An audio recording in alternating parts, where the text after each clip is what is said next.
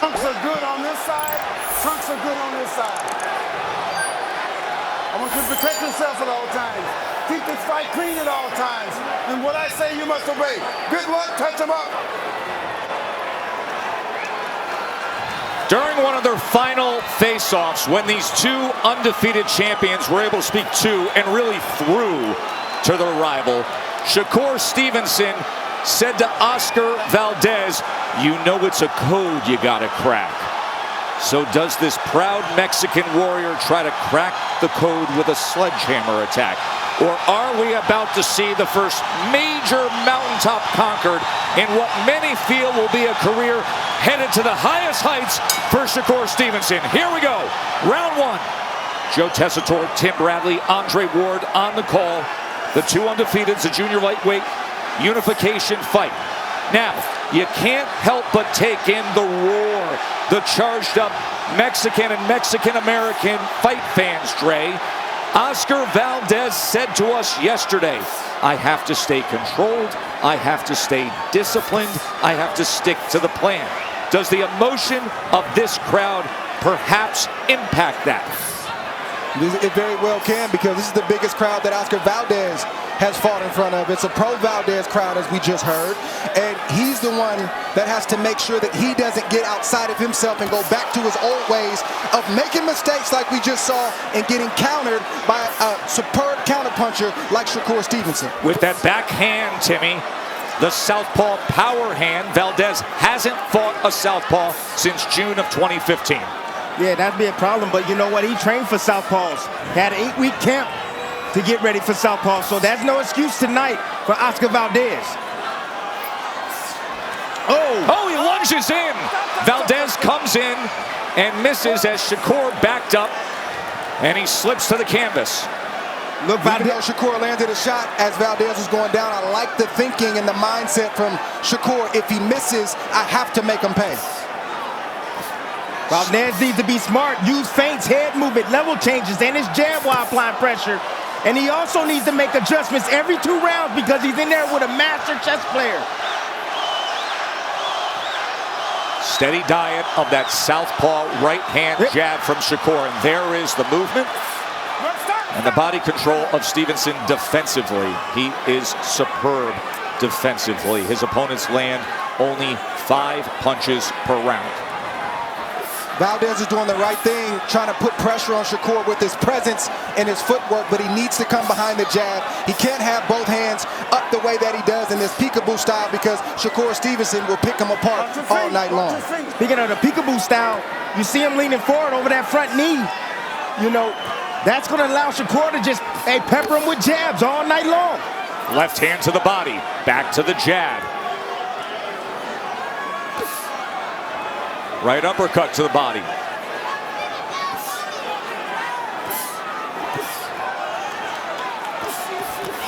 Three-punch combination, doubled up the jab. Left backhand from Shakur Stevenson. Now he tries to work to the inside again. Trying to cut off a little bit of space and get to the inside. There goes Valdez. Stevenson calm and in control, managing this first round. End of 1. Round 2. In that first round, Shakur Stevenson landed 9 punches, throwing 52. Oscar Valdez, 6 of 31. Stevenson had 5 body connects in that first round. 5 punches landed to Oscar Valdez's body. Well, if you're Oscar Valdez, you got to know, and you had to have accounted for the fact that Shakur is going to touch you and you're going to get hit, but he cannot get discouraged. He has to keep pressing forward little by little, letting his offense go more and more, and Valdez should be banking on the second half of this fight, hopefully either tied 3-3 or down 4-2, somewhere around there where he can make his push. Valdez has to come in behind something. He's not going to close the gap just putting the high guard up and just moving his head. He has to give Shakur something to look at so he can react, and then he needs to react. He needs to be first and also last when he's attacking Shakur Stevenson. Look how big Shakur is. He wouldn't tell us what he walks around at, but you could see it's a lot bigger than Oscar Valdez. This is a different guy than the kid we saw come up 5 years ago after the Olympics. Shakur just buzzed Oscar Valdez with that overhand left. And if Shakur starts to hurt Valdez, it's going to be big problems for Valdez, because that's not the storyline coming into this fight. The storyline is Shakur outboxing and being slick and moving away. That's not the case right now. If he starts to hurt Valdez, it's going to be big, big trouble for Valdez and his team. Three-punch combination from Shakur moments ago. Valdez is making it easy for Shakur. This is target practice right now. Yes, not everything is getting in, but Valdez doing the right thing right there. He threw a left hook and then came behind that left hook with the right hand down to the body. Forget about the head right now. Forget about the head right now. Go to the body. Still that high guard as he inches forward. Now he does come behind the jab, and Shakur returns fire with a straight left and a two-punch combination. Southpaw 1-2. Yeah.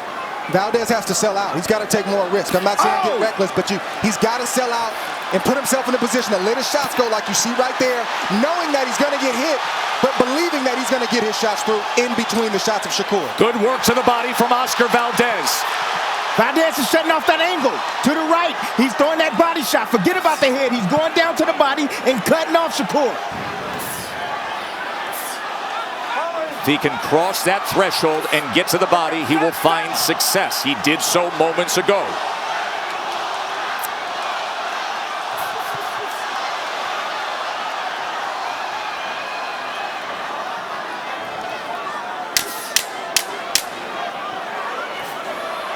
Whoa. Stevenson fighting, backing up. Lands with that right hook. Goes to the body. End of 2. Good fight. Beginning of round number 3.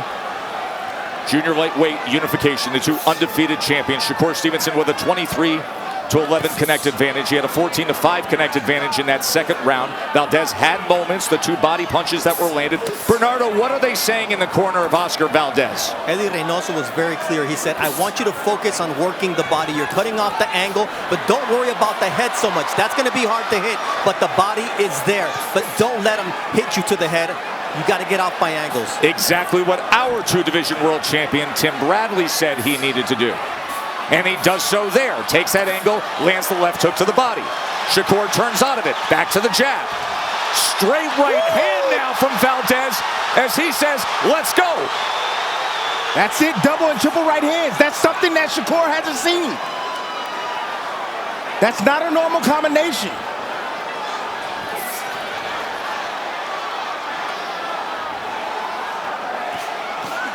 Getting away from that right hand. Good upper head movement from Shakur Stevenson. Good counter. And then separating with the right hook. He made Valdez pay for that big miss, and Shakur has to do that every chance he gets. And Valdez can't allow that to detour him. He's got to keep pressing. Valdez is going to keep pressing all night long. He's going to be in this fight until the end. No doubt in my mind. He's a warrior. You can see a red mark on the forehead of Valdez, just above his right eye. We've seen Valdez be a warrior. He needs to be a winner tonight. And if he can win and find a way to get this win tonight, trust me, he'll show plenty moments where he's a warrior, but he needs to win tonight. As Shakur backed up against the ropes, Valdez did place another right hand to the body.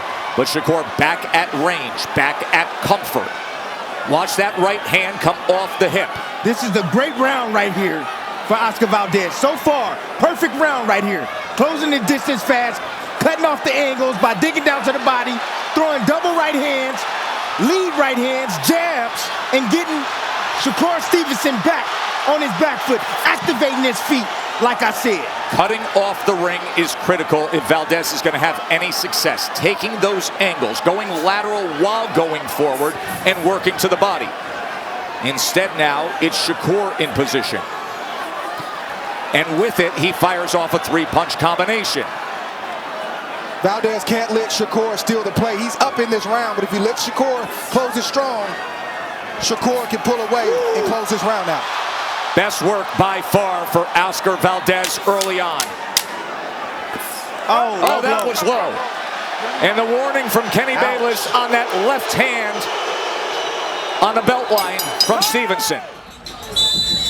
In the third round, Oscar Valdez landed 6 body punches. He had a 15-8 connect advantage, and he outworked Shakur Stevenson, throwing 50 punches to Stevenson's 38. Like I said in the beginning, Tess, if you're Team Valdez, you want to go into that 7th round down 4-2 or even at 3-3. That's when you turn on the gas, because in big championship fights that are evenly matched, the fight doesn't start until the second half of the fight anyway. Dre, the 15 punches landed by Oscar Valdez in that 3rd round against Shakur Stevenson, that ties the high for the most landed on Shakur Stevenson in his career. This is a fighter who has a 3.3-to-1 ratio in punches landed compared to punches absorbed. His opponents average only 5 per round. Valdez had success, Timmy, as you said, because he was taking angles, he was inching closer, and most importantly, he was going to the body. That's where it's at. Valdez right now is getting caught at that mid-range. No man's land. He has to do something at that range right here. Give Shakur something to look at, so that way he can inch his feet closer.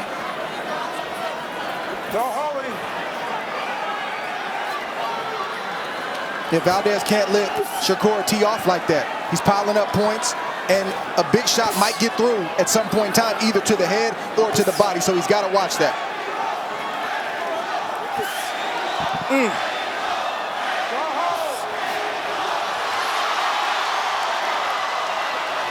Head clash right there.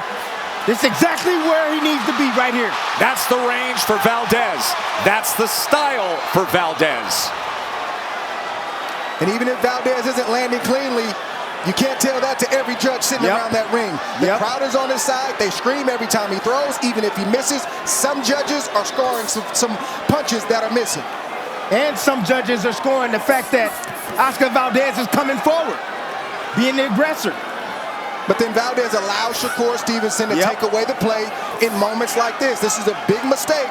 Valdez doesn't want to be down 5-1 going into the 7th round. Just these last 20 seconds alone, to your point, as Stevenson peppers with the jab, comes with the backhand, and has sustained success. Look at that jab. Stevenson has to remain focused all night long. Well,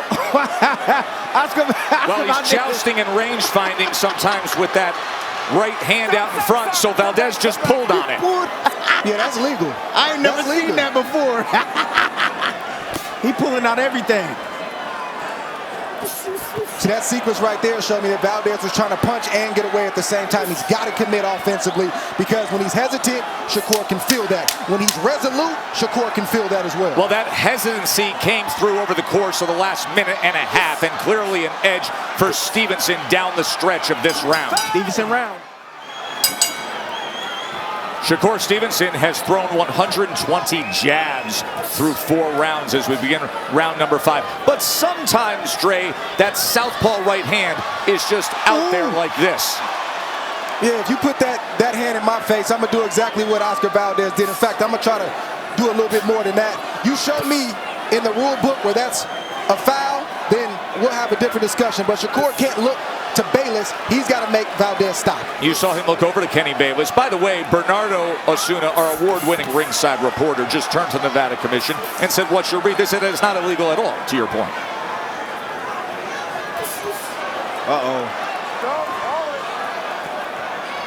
Valdez is putting his body in position to try to land lead rights and the big left hook. The left hook is really what Valdez wants. He just can't get close enough at the moment. Dre, you've got it 2 rounds apiece. I see it 3-1.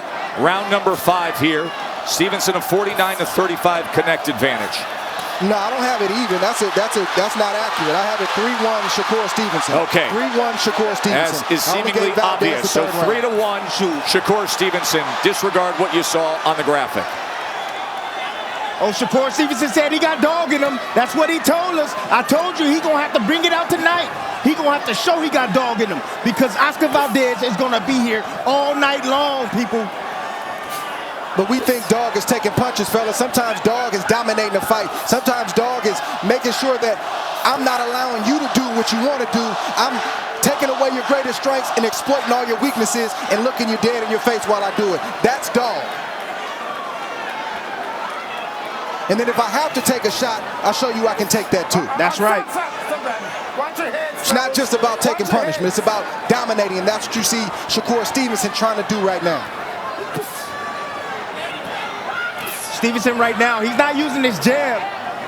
He's just trying to use that as a rangefinder. He's looking for the uppercut and the combinations. He just threw a left uppercut that started a combination, Timmy. But he needs to be careful. That lead hand is down when he throws that uppercut. That left hook can sneak in there.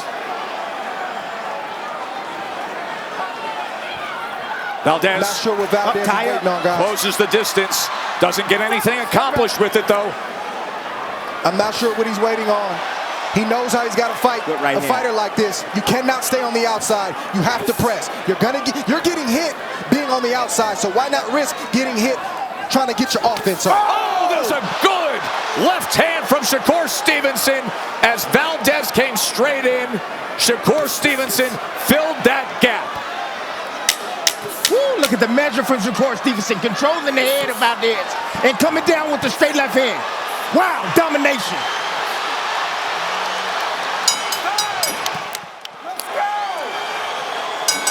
That was a huge round for Shakur Stevenson. The big left hand highlighted it. Let's take a look, Timmy. Yep, counter punchers, they like distance so they can see the punches coming. Look at Shakur Stevenson stepping back, straight left hand, boom, but that's the left hook right there that I'm talking about. Sometimes Valdez is gonna have to take some shots so he can get a shot in there. Eddie Reynoso did not put the mouthpiece into the mouth of Oscar Valdez. Eddie Reynoso, who's also handling cuts, had to handle a small cut under the right eye of Oscar Valdez, the undefeated 31-year-old champion. 4 rounds to 1, Stevenson, says Andre Ward. It's a very easy one to score, and there is the knockdown opening up round 6.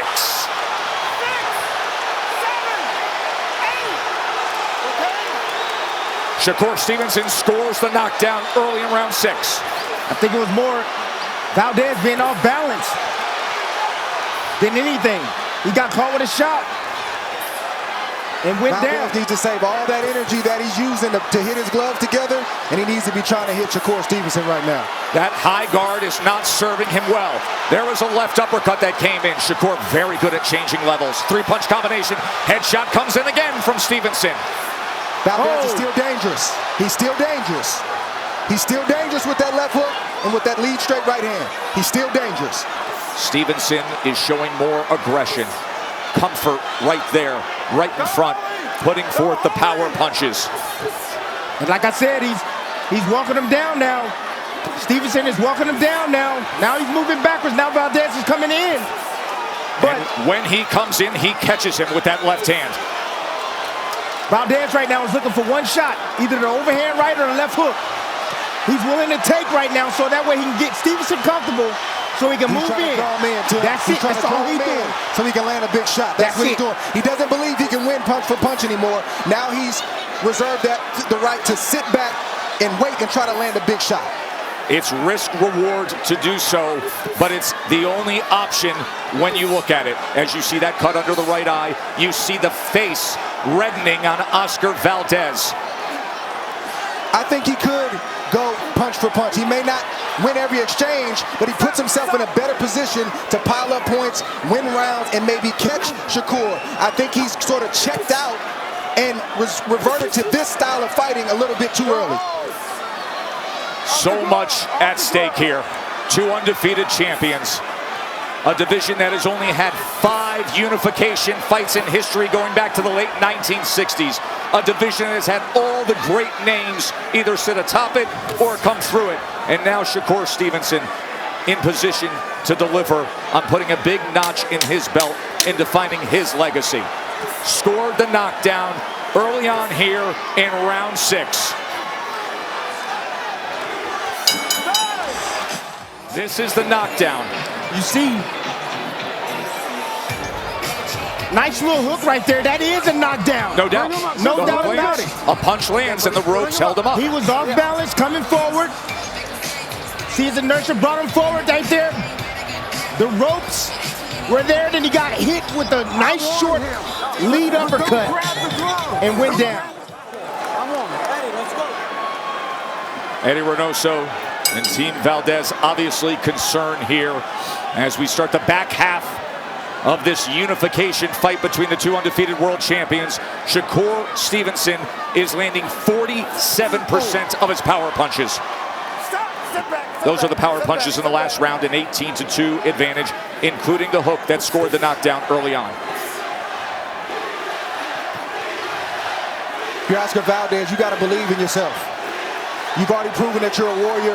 You've already proven you can fight fire with fire. This is the biggest moment of your life and your career. This is not the time to sit back and allow a fighter like Shakur to pick you apart round after round with minimal resistance. If you're going to go out, like he's always said, go out on your shield, go out trying to win, not trying to survive. I don't like the body language right now, and I do not like the game plan from Oscar Valdez. It's a masterclass right now from Shakur Stevenson. That's what you're seeing. A masterclass boxing performance, a clinic. Look at the defense right there, how he steps around. Then he steps in close. I see the body shots right there, that's fine, but he caught a lot of that on his arm.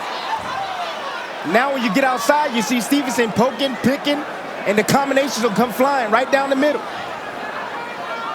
Oh, he places the left uppercut as Valdez came in. Good shot right there from Oscar. Oh, there he is. That's it right there. Oscar wakes up for a moment. Andre, you have said now for a couple rounds, that's the disposition you need to see. He's got to have it. He's not avoiding punches because he's being defensive. He's still getting hit. So if you're getting hit, why don't you try to get off yourself and land some punches, and you might just land the one you need. And then look what he does. He gets right back at the end of Shakur's punches. And if you're in the corner of Stevenson, you tell him, keep doing what you're doing, but be mindful. Stay sharp. This fight isn't over yet. You see the speed, the footwork of Stevenson, able to get away from those two offensive surges from Valdez. One knockdown, one punch that buzzes Shakur can revitalize Oscar Valdez. Stevenson cannot allow that to happen. That's called probing. The reason why the ref is warning is because he's leaving it out there. He can't leave it out there. He can flick it out there, but he can't leave it out there on the head of Valdez. There's a difference between the pawing jab, the range-finding jab, and that joust probe. So the warning from Bayless. Valdez, here he comes trying to cut off that ring again, trying to take those short angles to get to the kitchen, get to the inside, where he fires off to the belt line, and then the break from Bayless. This will be the last commercial break we take, and then we bring you home all the way to the conclusion.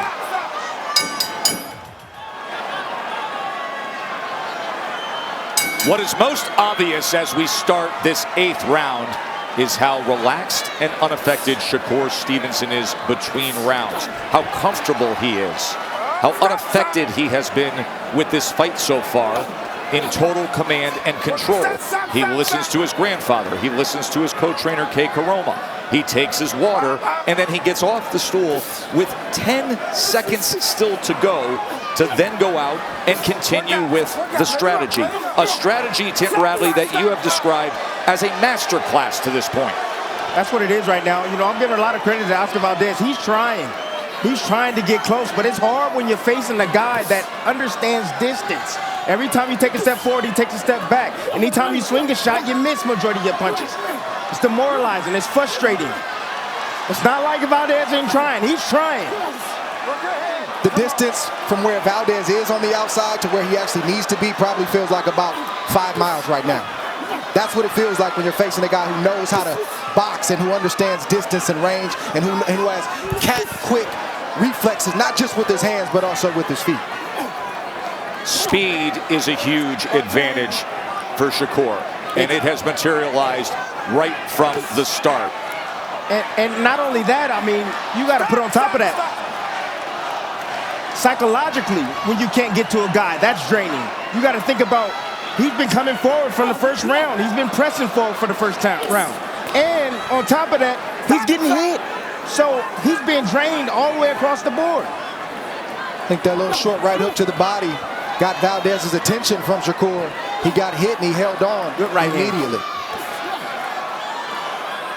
And remember, he's already banked a 10-8 round, has Shakur, as if the hole isn't big enough.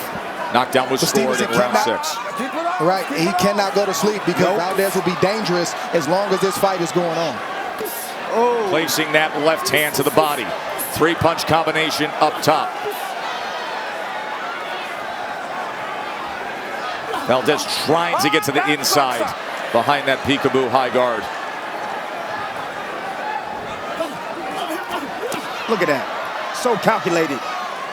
All those punches right there. Nothing really land right there cleanly from Valdez.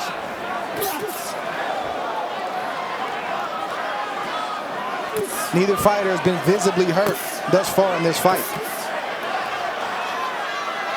Stunned maybe, but not visibly hurt.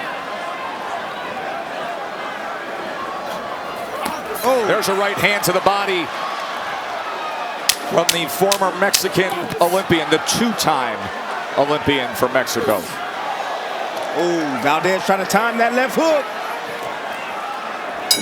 Let's listen in. Encouraging Oscar Valdez as his great friend and the #1 pound-for-pound fighter in the world, Canelo Alvarez, looks on. We start round number 9. 2 undefeated champions unifying here at 130 pounds. Power punches, Stevenson a 96-64 advantage, and efficient and productive, landing 47%. I think if Shakur commits to the body a little bit more, he can even do more damage at this point. That does mean he'll be in range for the punches of Oscar Valdez, but he could put himself in a position to do more damage and possibly hurt Oscar. See, that's great right hands down to the body. That's gonna set up something at the top. You're gonna bring the hands down. Shakur's gonna have to defend against that, and then if you drop low, he might think a body shot is coming, but then if you come up top, you can surprise him. Setting the trap. The problem for Valdez is it's too little and it's too infrequent. You let a guy like Oscar Valdez, you let a guy like Shakur Stevenson think a master boxer, that's the worst thing you can do. It's the worst thing you can do because he's already a master chess player, and you let that guy think and start making 2 and 3 moves up ahead, you got big problems. And then I add another thing, Dre. The power of Shakur. They say he ain't got no power. Do you see Valdez just walking straight in? No. He got his hands up and he don't want to get hit with shots. He's trying not to get hit with shots. That's the reason why he's not selling out. Good right hand from Valdez. 2-punch combination that finishes with the left to the body from Shakur. Then the left nice uppercut. He has been looking to time that a few times in recent rounds. That hurt him. Clean left uppercut from Shakur Stevenson to the jaw of Oscar Valdez. He's leaning forward. Look at how much of a forward lean on Oscar Valdez. That head goes over that front knee. You are primed to get hit with an uppercut. Shakur's probably been working on that shot for the last 8 weeks. That angle to the right by a southpaw, and the left hand goes to the body easily. There's another left hand from Shakur. He hurt him again with that shot, fellas. Stood him straight up with the straight left. Oscar needs to let his hands go, or this could start to turn real ugly real quick. He's getting outboxed. He's getting pop shotted right now, but he can start to get hurt, and Kenny Bayless can start looking to stop this fight if he allows those kind of shots to land. Too frequent. Oh, look at that, going underneath with the left hand to the body. After he avoided 2 or 3 shots.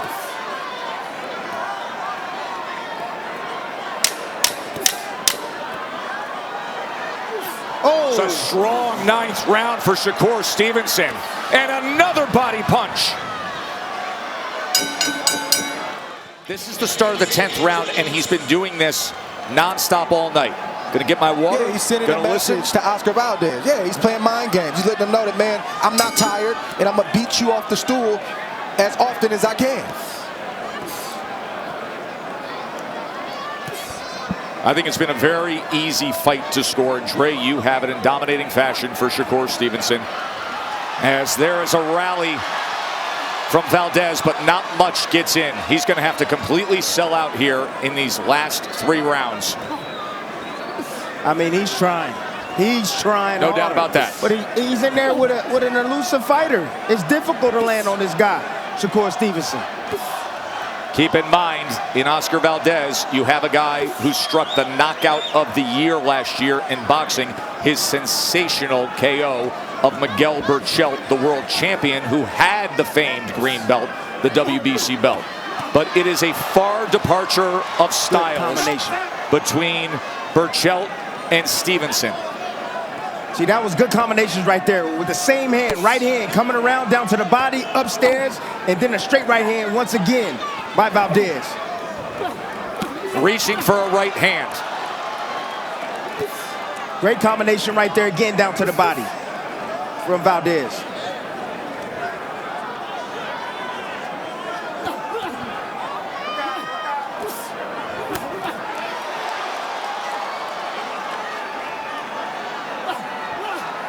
Oscar Valdez only has a shot to win or land a big shot if he throws.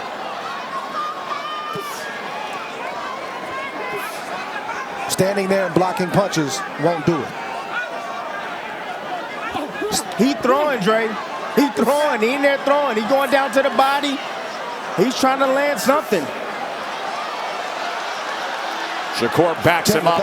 There's a body shot again. He's finishing to the body well on the three-punch combinations. This is a low round, I believe, for Shakur Stevenson. Not a whole lot of offense right now coming back. Occasionally, he'll counter. But I'm seeing more punches right now land for Oscar Valdez. That straight right hand continuously landing over and over and over. There it is again.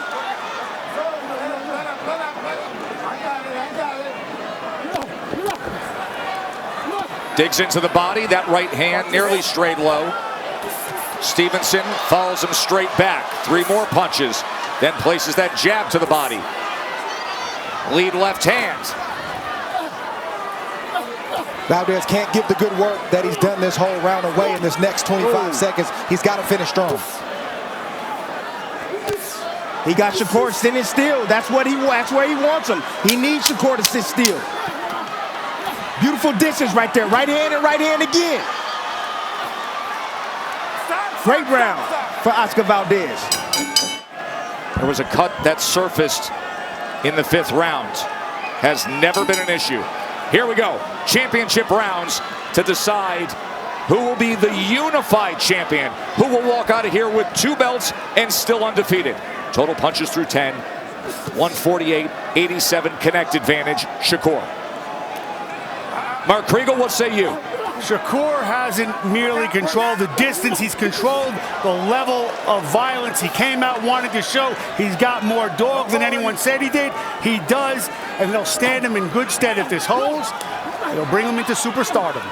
And I just spoke with Eddie Reynoso, and he says the problem with Oscar right now is he continues to miss the right hand from the same range. Oh. He can't be at Shakur's range. He's either got to get inside or be out. That was a mean combination right there. It was. Took one to the head, took one to the body, took another one back to the head. Changing levels with each punch. Shakur's comfortable right now on the inside. He's not worried about the power right now. He feels those punches on the glove. You know, we as fighters, we feel the power. He feels Valdez weakening. Those shots are not as hard as they once were. That's the reason why he ain't running back. He ain't moving. He's right in front of Oscar Valdez. Shakur has been comfortable since the 3rd round. He timed Oscar, felt his power, felt his physical strength, and was okay with what he felt. This 11th round is taking on a matador kind of quality. Yes, it is.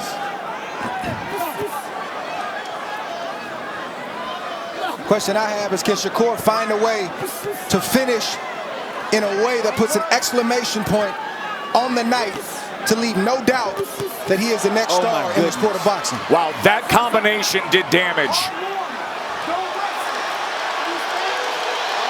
Hard warning by Kenny Bayless, admonishing Shakur for the probing and the resting out the jab. He is up so high on the scorecards, though, right now. Dre, to your point, Stevenson discussed that with us just 24 hours ago. Obviously, if you simply win this fight, it is a major, major notch on the belt to be a unified champion, to launch into the pound-for-pound rankings, and to have your status in the sport established on the star line, in the bright lights of the marquee. But how how you could close it out could be the rocket ride to superstardom. But right now, Oscar has him right where he wants him, toe-to-toe. Let's see how this plays out. Shakur wants this fight to be right here. Oscar is having a little success in the inside, going down to the body, but Shakur wants this type of fight.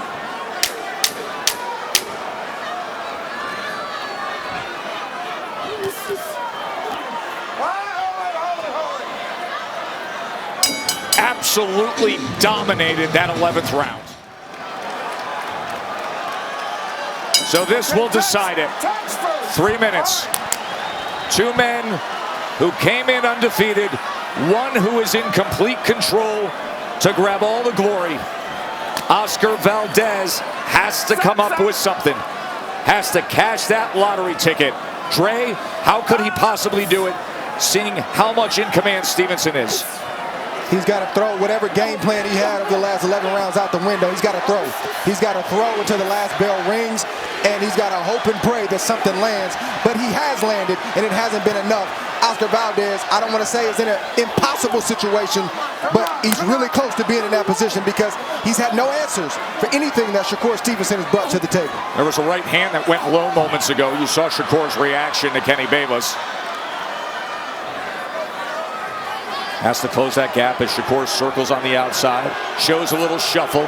By the way, he grew up on Ali Boulevard in Newark, New Jersey. One of 9 children. 7 boys, 2 girls. And his mother, Malika, named him after the iconic rapper, Shakur Stevenson. Said Tupac was her poet. And now her son is about a minute and a half away from being one of the new kings of the sport. He has been on a steady ascent. Look at that inside work right there.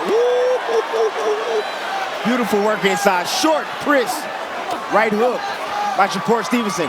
Shakur right now is kind of letting off the gas right now. I'm waiting on some offense to come back right now. Maybe he's trying to recharge. Maybe he's going to give it a little bit more in the next. There it is. Like that? Yeah. Yeah. Shouldered him up, walked him into the ropes, and 2 punches later, statement made. That's right.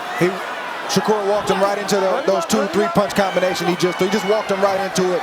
Oscar Valdez relaxed. He thought Shakur was going to relax with him, and Shakur had other plans. Oscar Valdez has been a great champion who has had a career where he has ascended a jagged cliff's edge. There has been drama overcome. There has been glory in the ring. He has seen the highest heights. He has heard the lowest lows of the critics. And now he has a half a minute remaining of being an undefeated champion unless he comes up with something and hits the jackpot. Shakur Stevenson, seconds away from a signature win. He looks up at the clock as Valdez hopelessly chases. Shakur Stevenson has done it. Ladies and gentlemen, after 12 rounds, here inside the MGM Grand Garden Arena, we go to the judges' scorecards for the official decision. Tim Cheatham scores the bout 117-110. Dave Moretti and Davis Sutherland both score the bout 118-109 for your winner by unanimous decision. And now the WBC, WBO, and Ring Magazine Junior Lightweight Champion of the World, Shakur Stevenson!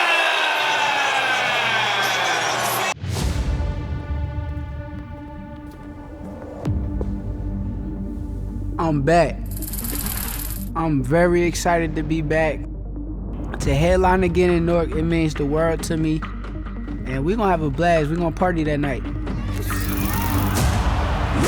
I ain't seen a warrior with no losses.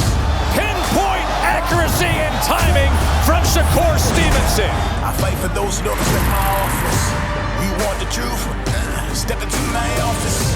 I'm telling you, I'm bringing the heat that night. I've been criticized, I've been talked bad about. They never gonna play with me again. To make it through the days of the Shakur Stevenson That's one day I hope I reach him. I'm gonna be putting hands on them. I'm throwing all 6 hands. I'm letting these missiles off. That's a good left hand from Shakur Stevenson. This is exactly where he needs to be right here.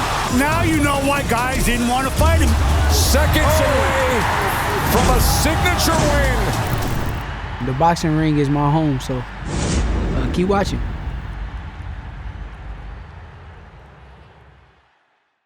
Okay, it's got a wide band head only. This is good, and it's low. Right here was good, and this is low. I want a good, clean fight. Obey my commands at all times. Above all, protect yourselves at all times. Let's go. And let's go with the next chapter to be written in the book of Shakur Stevenson.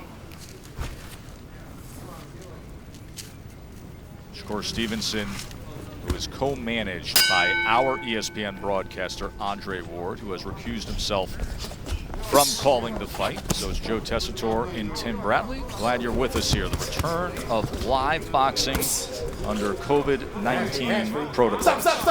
Timmy, what are you going to be looking for early on here? You know what? Right now, it's funny because I like what I'm seeing from Caraballo right now. He's pressing on the gas pedal, you know, taking risks. He's going to have to sell out, and he knows that, and he's getting right to Shakur Stevenson at the moment. It's exactly what he said he would do, and likely exactly what he has to do if he wants to hit the lottery ticket at all as a massive underdog against Stevenson. As he gets into that pocket. Yeah, when you... Hands-free. Yeah, Tess, when you fight against a slippery fighter like Shakur Stevenson, you want to hit him anywhere you can, on the shoulders, on the elbows, on the chest. You just want to continue to get contact on him. You know, that's a great point, Tim, and sometimes it's grossly undervalued in what you say. Just land, just throw, just try to get anything going. You always talk about that ability to find perfect range and distance with Stevenson. He gets off a 4-punch combination, including a right hand to the body. That was effective. Caraballo just sitting a little bit too long in the front, not moving in. And then, like I said, Shakur Stevenson, great at managing distance from his opponent. And he can fight at any quarter. He can fight in the pocket. He can fight at mid-range, and he also can fight outside. But right now, he's being an aggressive dog. Look at the hand speed on Stevenson. Tremendously You know, you can just tell right away, Tess. You're right. You're right. The hand speed. You can see the skill level is different. But Caraballo, you can tell he's tough. He's taking a lot of leather on the way in just to get one shot. Reminder, fanless atmosphere with COVID-19 protocols at the MGM Grand Conference Center, but you hear the murmur in the background, and you can join in that with Hear Me Cheer on any device. Go to espn.hearmecheer.com. You will hear your voice, your cheers heard live during our broadcast. That is espn.hearmecheer.com. That is being ruled a knockdown by Tony Weeks. There's a possibility, Tess, that their feet got tangled, because that typically happens when you have a right-handed fighter versus a southpaw. You see the lead feet, they line up on the same side.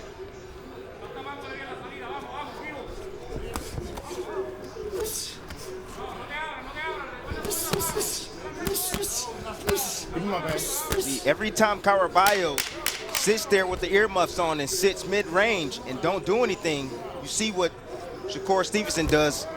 Go right to him and land and throws and combinations. Round number 2. In that first round, Shakur Stevenson scoring a knockdown with a body punch. He was effective with his punching in that first round, landing 22 of 47 power punches thrown. Yes, Tess, I thought that their feet might have got tangled up. But you can see here, Caraballo putting those earmuffs on, blocking his vision. And you see Shakur Stevenson doubling up with the left hand, with actually his lead hand to the head and also to the body, which causes a knockdown. Doubling up that right hand, the right hand to the body. scoring the knockdown in round number 1. The accuracy is just sublime, Timmy. He's so accurate and effective in placing his punches. And there is that power hand, the left hand to the body now. But you see where he's choosing to be. Shakur wants to be on the outside, he'll maintain outside distance. If he wants to be in the inside, he can fight in close quarters as well.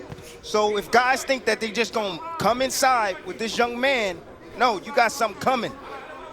He has great offense in the inside as well. Let's check in with Bernardo. Ooh, that right hand was clipping. He drove that right hand down, and now Stevenson has Caraballo in trouble.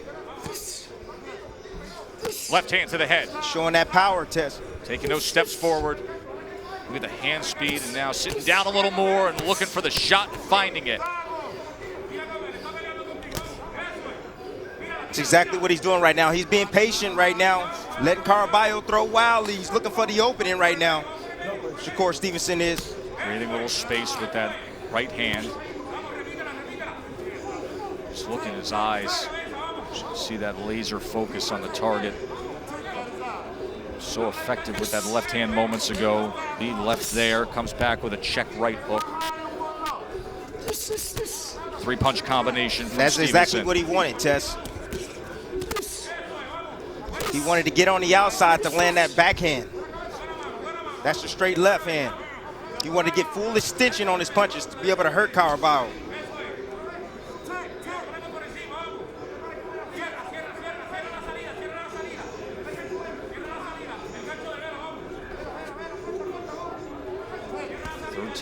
Caraballo stalking.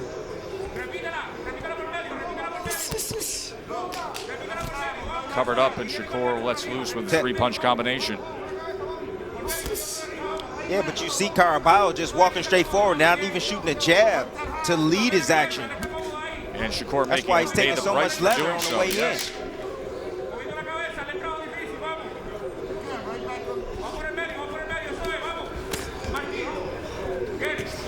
And 2.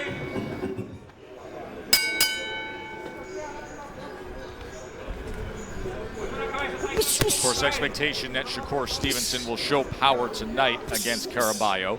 He has so far in that last round, second round, he landed 29 of 55 power punches thrown.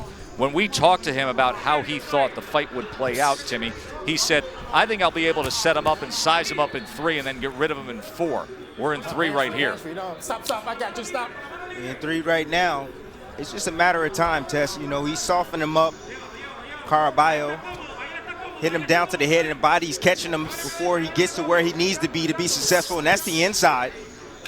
Double left hand right there from Shakur Stevenson. This is target practice. Splitting the guard with that left hand, then wrapped it around, but more useful with the power hand, the left hand here against Caraballo.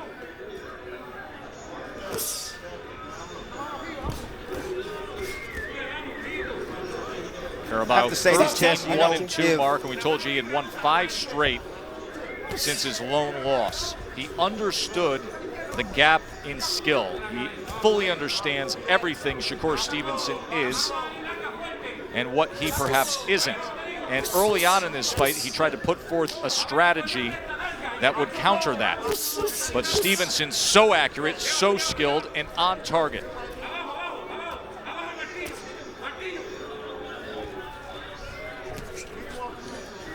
Stevenson right now, he wants a knockout. You know, he told us in the fighter meeting, he said, you know, I want to sit down more on my shots.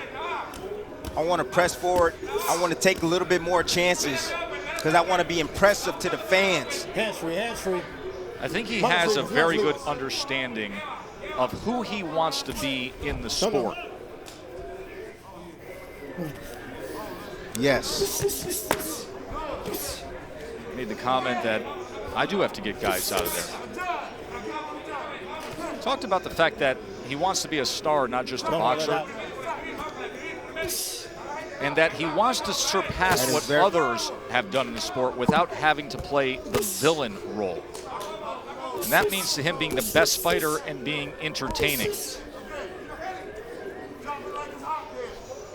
And this is a guy that who shows his obviously, maturation Timmy, as a yes, it does. It gives you a person, sense of maturation. but also at 22 years old, and we've seen his body start to develop and change, winning a world championship at featherweight. I mean, you're talking about a guy who can go multi-divisional world championships, Yes. you know, carrying weight upwards towards 140. Who knows, by the end of his career, 147. But you can start to see So that hold the hand out. development, especially right here at 130 pounds. Yeah, you know, I asked him.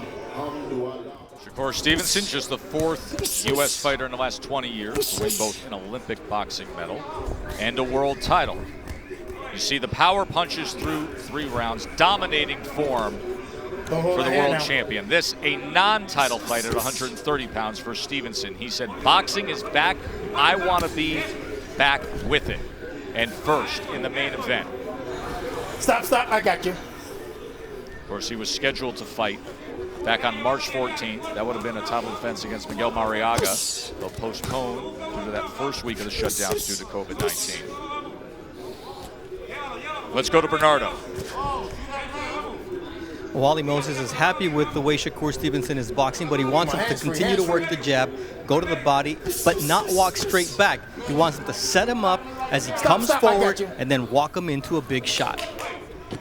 Wally Moses, the grandfather and trainer of Shakur Stevenson. They have a dynamic relationship. Come on, hands free.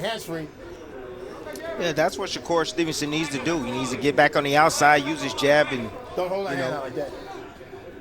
keep Caraballo outside. Make him rush and make a mistake, and then make him pay so he can get a clear shot on him. Mark Kriegel, what say you? Coming to terms with monumental ambition.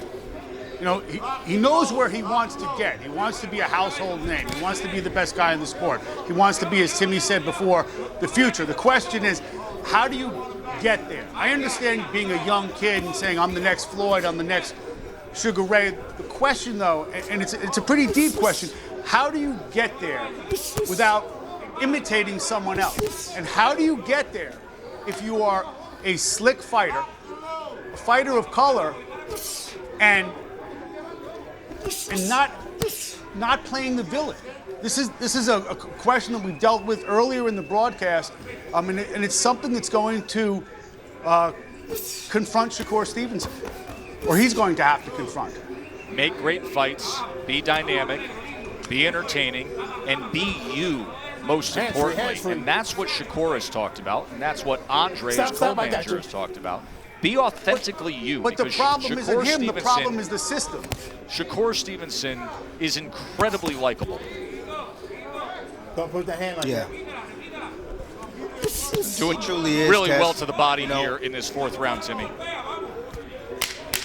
Yes, he is, and that's where he needs to go down and continue to soften up Caraballo. He needs to continue to beat on the body, beat on the arms to bring those hands down, because Caraballo has a really tight defense. Timmy, there was some nice work from Shakur in that last round.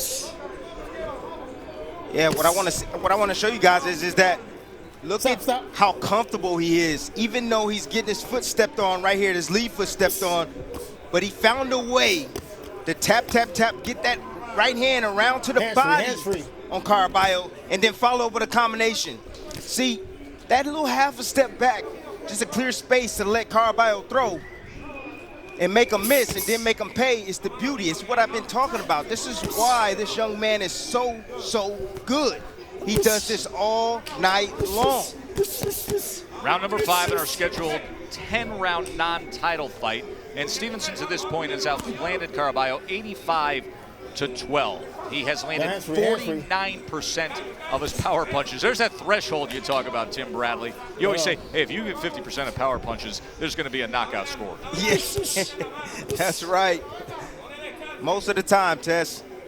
You know, I like the head placement right there from Shakur Stevenson, getting his head on the outside, not keeping it down the middle, so won't allow Caraballo to headbutt him. Just This great is the first fundamentals. main event of what will be the new look summer series of Top Rank Boxing on ESPN with the COVID-19 protocols. We are bringing you fights this month every Tuesday and Thursday. Live fights on ESPN, and as was announced tonight, a special attraction on Saturday, June 20th from Mexico City with the 122-pound world champion, Emmanuel Navarrete. So next week, 3 nights of live fight action on ESPN. Oh, hands-free, hands-free. And we'll be back with you Thursday. As you see, Jesse Magdaleno will be headlining against Yenifel Vicente. Adam Lopez also on that card, and a very good-looking prospect in Brian Lua, who's now 5-0. He will be in action Thursday night, as we will turn right around and bring you more fights from Vegas. Caraballo looking for body work on the inside. Instead, he eats a chopping right hand from Shakur. Stevenson backing up and able to land a left hand as he retreats. Now the uppercut on the inside as Caraballo was leaning forward. Don't hold the hand now. Stevenson continues with such success with these power punches. Caraballo trying to dig to the body with a right hand. Caraballo still not doing anything to get to where he needs to be. What a combination, Timmy.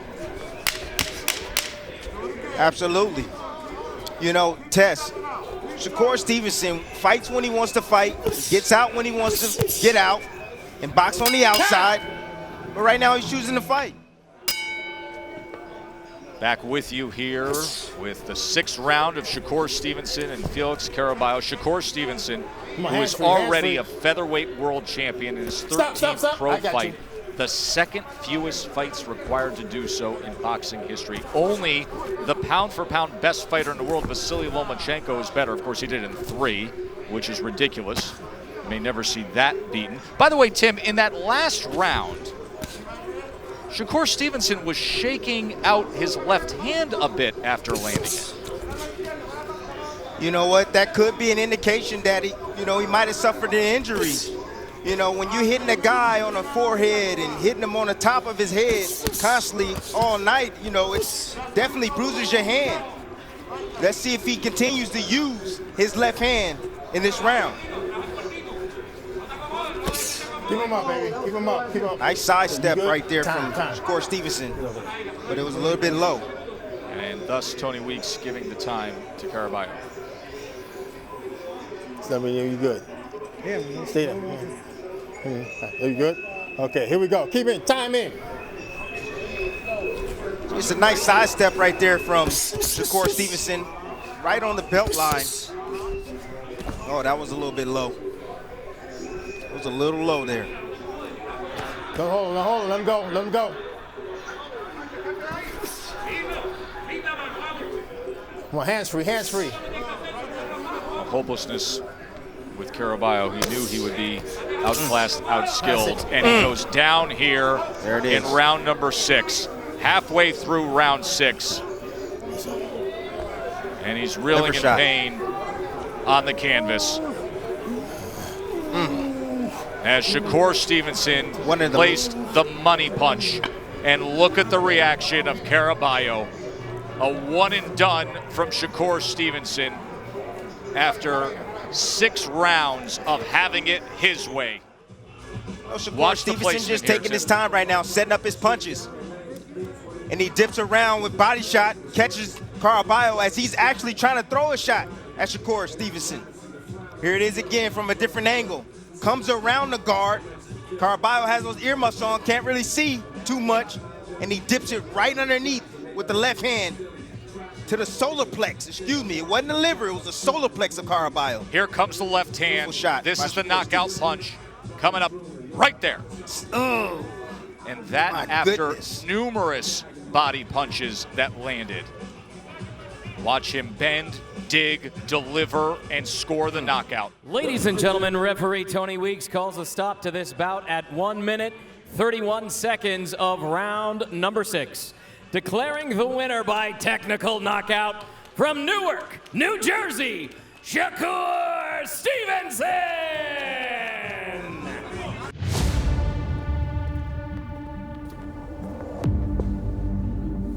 I'm back. I'm very excited to be back. To headline again in Newark, it means the world to me. and we're going to have a blast. We're going to party that night. Yo, I ain't seen a warrior with no losses. Pinpoint accuracy and timing from Shakur Stevenson. I fight for those who don't respect my office. You want the truth? Step into my office. I'm telling you, I'm bringing the heat that night. I've been criticized. I've been talked bad about. They never gonna play with me again. To make it through the days of the Shakur Stevenson has done it. I hope I reach him. I'm gonna be putting hands on them. I'm throwing all 6 hands. I'm letting these missiles off. That's a good left hand from Shakur Stevenson. This is exactly where he needs to be right here. Now you know why guys didn't want to fight him. Seconds away from a signature win. The boxing ring is my home, so keep watching.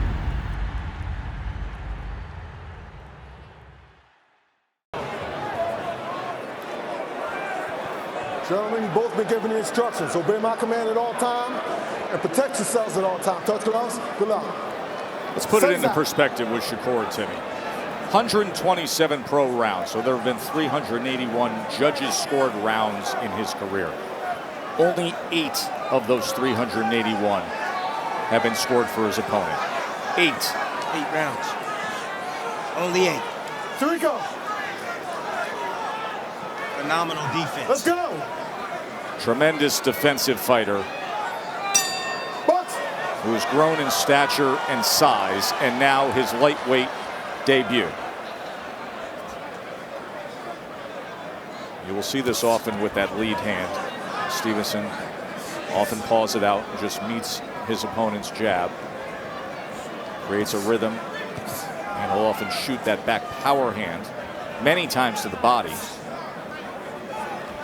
Look for the right check hook from Shakur Stevenson. Yoshino's already started to lunge forward. He's trying to close the distance, not coming behind the jab, and occasionally moving his head. Good right hand.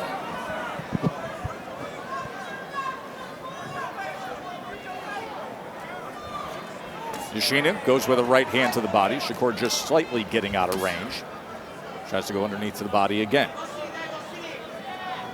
That's a good choice. A good shot for Yoshino to attack the body. When you have someone so elusive like Shakur Stevenson, you have to attack the body.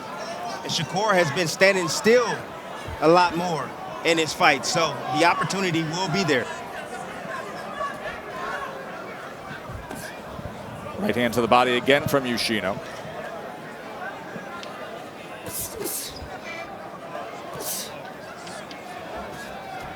Shakur covering up on the inside. Smart, just closing the distance right there. Your safest place is when you're sitting down in your corner, but also it's in close, in tight,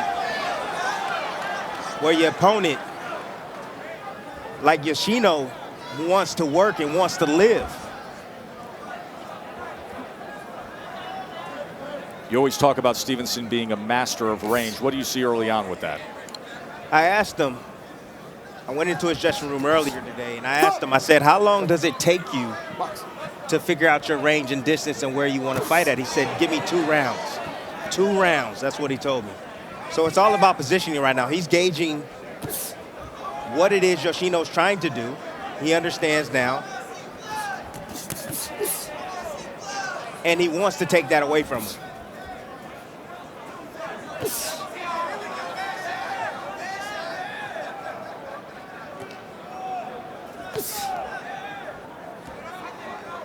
Shakur meeting him with that lead hand, then firing off the jab. Goes underneath with a left hook.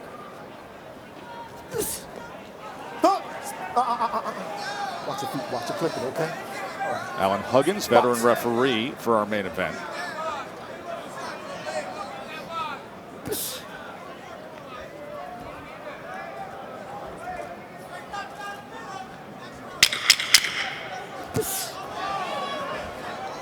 A measured first round between Stevenson and Yoshino. He said, you know, everything in my career, Timmy's starting to heat up. Says his focus isn't different. It's nothing but boxing. And he admitted to us that even when he fought Oscar Valdez, when he was unifying titles, even when he fought Jamel Herring, when he was absolutely dynamic in earning a belt, he said that he had lapses. He had a lack of focus at times outside of the ring. That was a slip. Off balance was Yoshino. Well, he understands what he's up against. You know, this is a stacked division, a 135-pound division. You know, if he wants to take it over, he knows he has to be on another level. Yoshino with a straight right hand that was able to split the guard. See, that's the fight right there that Yoshino needs right there. Getting in the inside, letting his hands go, and just hit anything. It doesn't matter. Hit anything. Shoulders, arms, forearms. Hit him in the chest, side of the head. Doesn't matter. Just land. Disrupt the timing of Shakur Stevenson. Bernardo. I spoke with Kai Zama, who's the assistant in Yoshino's corner, and he says the instructions were more pressure in this round. It was a good start, but they want more pressure on Shakur. In terms of pressure, in the two signature wins against Nakatani and Ito, Yoshino averaged nearly 73 punches thrown per round. In that first round, he threw 42. He found a pattern. Shakur found a pattern. Yoshino, he'll stick the jab hand out. He'll start jousting with it. Then he'll step inside, drop his head, or change levels and look for the right hand. And Shakur meeting him with the straight left hand. Oh, and there's a knockdown scored with the left hand. Pinpoint accuracy and timing from Shakur Stevenson. Step to the left. Come back to me. Come to me. Absolutely perfect left hand. Uppercut. Backs it up with a straight left. Remember what Yoshino said about doubting Shakur's power. And remember what Shakur said back. Let's show him. He just showed him. Just missed with that sweeping uppercut. Shakur Stevenson does damage here in round two. There's a left hand again. Yoshino showing fight. He's been in tough fights in his career. He's just never been in against somebody this skilled.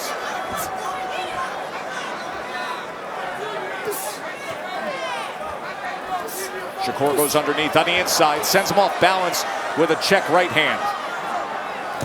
That was a masterful left hand moments ago that scored the knockdown. And you see a very fiery and game Yoshino trying to brawl his way back into this thing.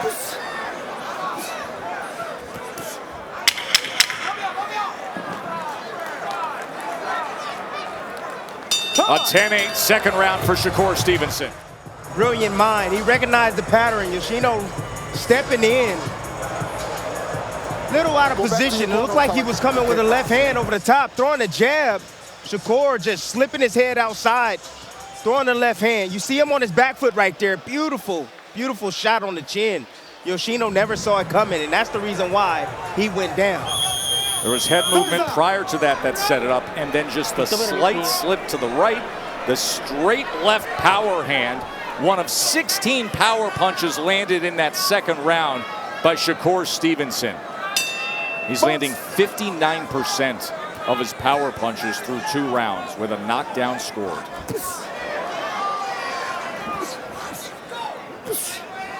You'll see the dip, and then you'll see the right hand come from Yoshino.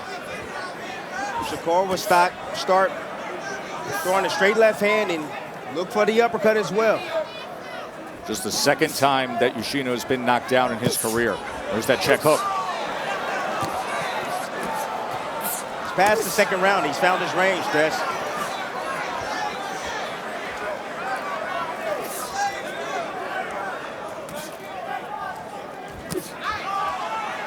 See, in that first 2 rounds, he's judging and gauging the technique of his opponent, Shakur. The tactics that he's trying to use. He understands what the strategy is, and once he realizes that, then he starts getting to work. He gathers information about his opponents first, gathers his range, and then he goes in for his assault. Ooh, nice. That was a left hand that hit right on the belt line, and it backed up Yoshino. And now Yoshino willing to trade with Shakur. Trying to get that lead foot to the outside and land a right hand as Shakur covers up, absorbs those punches, and then places a left hand to the body. 2-punch combination, including a right hook upstairs. doubles up the right hand.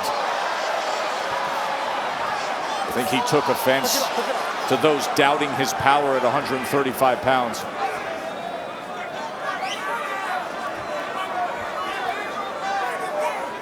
Great control work right there. He's using the probes, trying to set up something up top. Two-punch combination, scores up top. And now right in the kitchen, literally opening up his arms, probing, looking for an opening. And look how Yoshino's getting his foot outside. He's trying to get the lead foot dominance, but Shakur Stevenson is too wise for that. He can move both directions. He can move to his left, clockwise and counterclockwise, to get his offense off. Tight combination on the inside. Yoshino with a short left hook on the inside, tries to back him up with a straight right hand. Yoshino is game. We knew that coming in.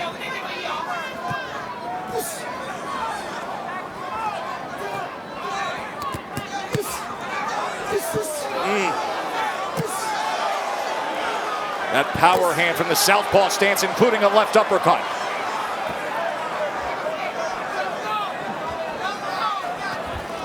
Nice control right there. That's head control. That's what you're seeing right there from Shakur. Why he's pushing the head down on Yoshino, controlling his body.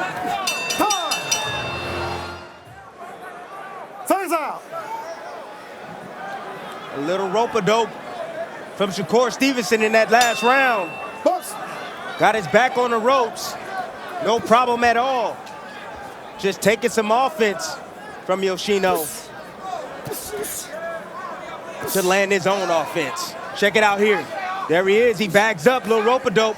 Oh, I'll take a few. I'll let you get comfortable, let your hands go. But as soon as you stop, there you go. Take that, take that. He punching in between his shots. Beautiful right hook right there on the finish. Great sequence right there from the high, the intelligence, Shakur Stevenson. And there was a left uppercut that just landed moments ago here in the first 30 seconds of round number 4. As Yoshino's trying to stay in that pocket and exchange with Shakur, but Shakur is more accurate. He's so defensively sound. We always talk about plus minus when it comes to Shakur Stevenson. The gap between his connect percentage compared to his opponent's connect percentage on him. Right now, it's a plus minus of 37. He's #1 in the world in plus minus ranking, and he's dominating right now, landing 49% of his punches thrown compared to Yoshino's 12%. Bernardo. And Yoshino's corner, they want an answer, and that answer is to punch with Shakur Stevenson. Don't wait for him to punch because it's too late. Isn't that the truth? Tess, you can put them in a phone booth right now, and you see the dominance of Shakur Stevenson. You see the skill set. You see the controls that he uses on his opposition. You see that.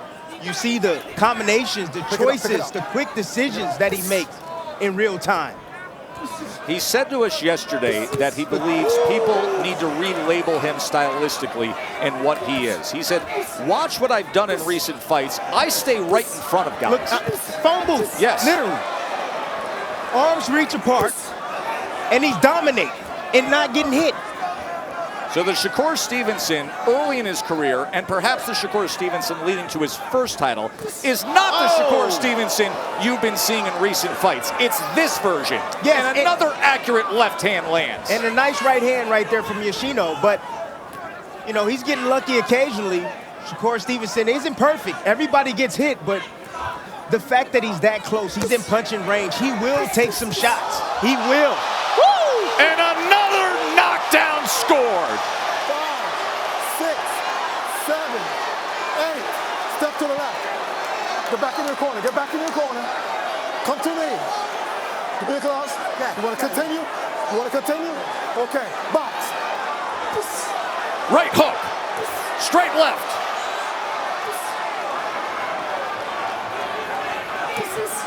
Combination leads with the uppercut. And another uppercut.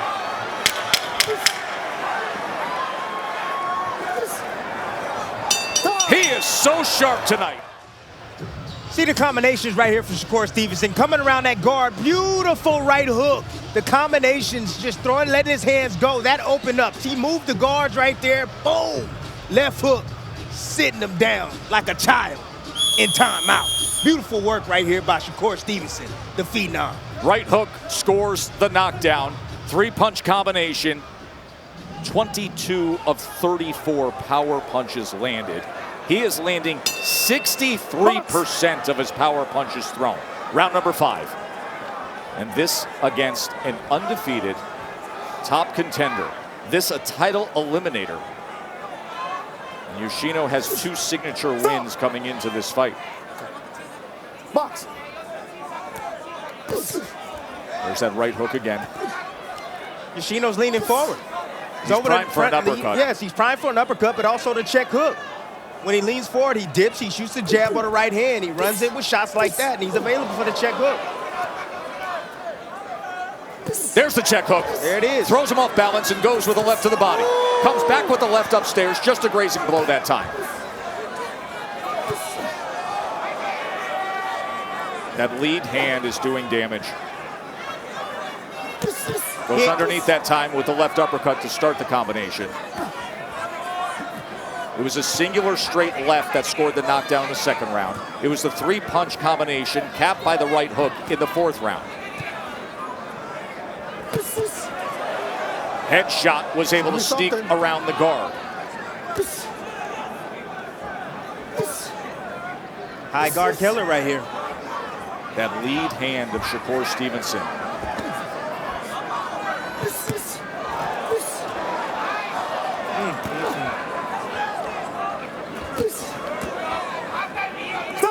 So comfortable standing right in front. Step back, step back, step back. So defensively skilled, but far more offensively minded as the career grows. Mature. Yes. Mature. Maturity.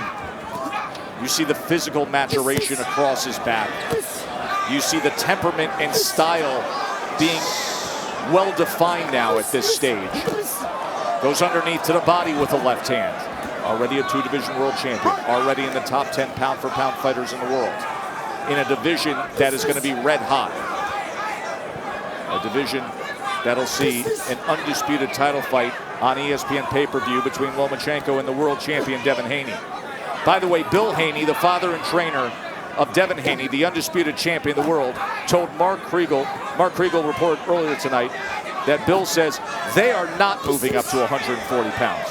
135 is the real estate you want to be in, folks, right now. That's what I'm talking about.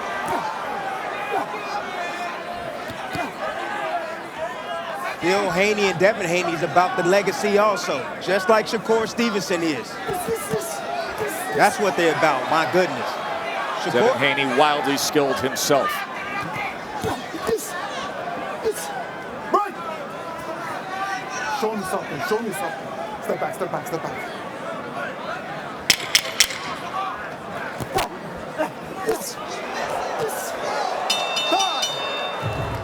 They said you got to show me something to Shuichiro Yoshino.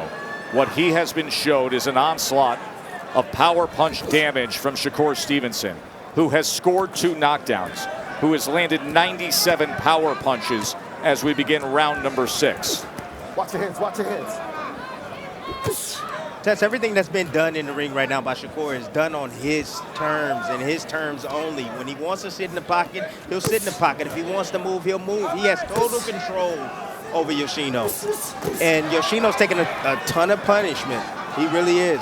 And these are the fights you got to worry about when, you know, a fighter taking too much damage. Pick that up. You got to worry about, you know, brain bleeds and things like that, because it's not a whole lot of punching power on those shots, but they're hard enough. They put him on the canvas twice. But if he continues to take this leather, it's not good for him. Ooh, oh, he just caught a big left uppercut. He crossed that threshold and met a left uppercut.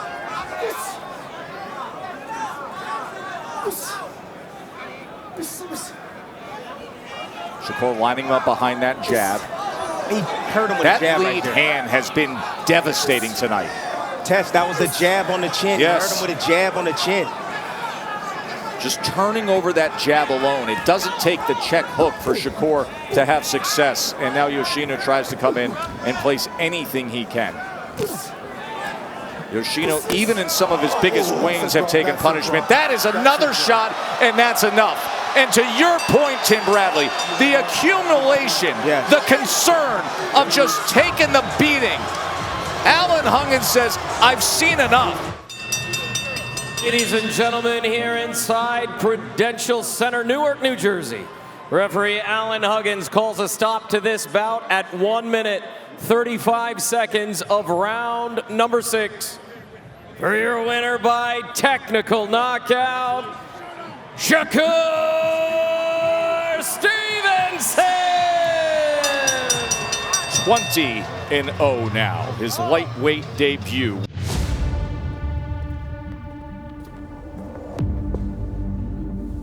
I'm back. I'm very excited to be back. To headline again in Newark, it means the world to me. And we're gonna have a blast. We're gonna party that night. Yo,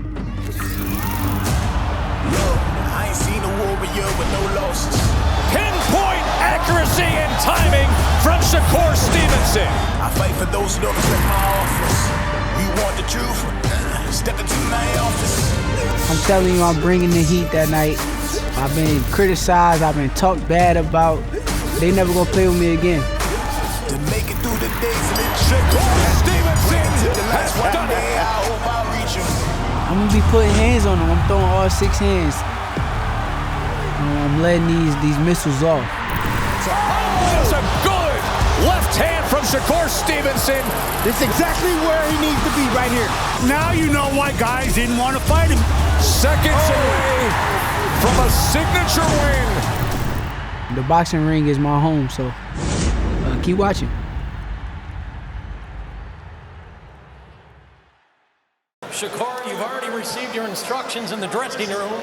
You both know exactly what I expect. A good, clean championship fight. Just obey my commands and protect yourself at all times. Touch gloves, good luck to both of you. We expect a good one. Joe Tessitore, Tim Bradley, Andre Ward ringside with you. Jamel Herring and Shakur Stevenson. They overlap with colleagues, with trainers in the recent past. They have gotten to know each other so very well. But yet at this moment, right here, right now, is when they actually find out everything about the other. Andre Ward, we have talked about it all week, of asking Jamel Herring, what's the game plan? What's the strategy? And how early do you get to it? What do you expect from him? Jamel Herring's got to show that he can deal with the speed of Shakur and that he can start to get his own jab established and slowly start to push Shakur Stevenson back. I don't like what I'm seeing right now from Jamel Herring. He's sitting back right now trying to box with Stevenson when he should be trying to move forward and get into the chest. Right now, Stevenson is feinting and getting the reaction that he wants from Herring. That is to his advantage with the superior hand speed, overall skill, foot speed. He's the better boxer.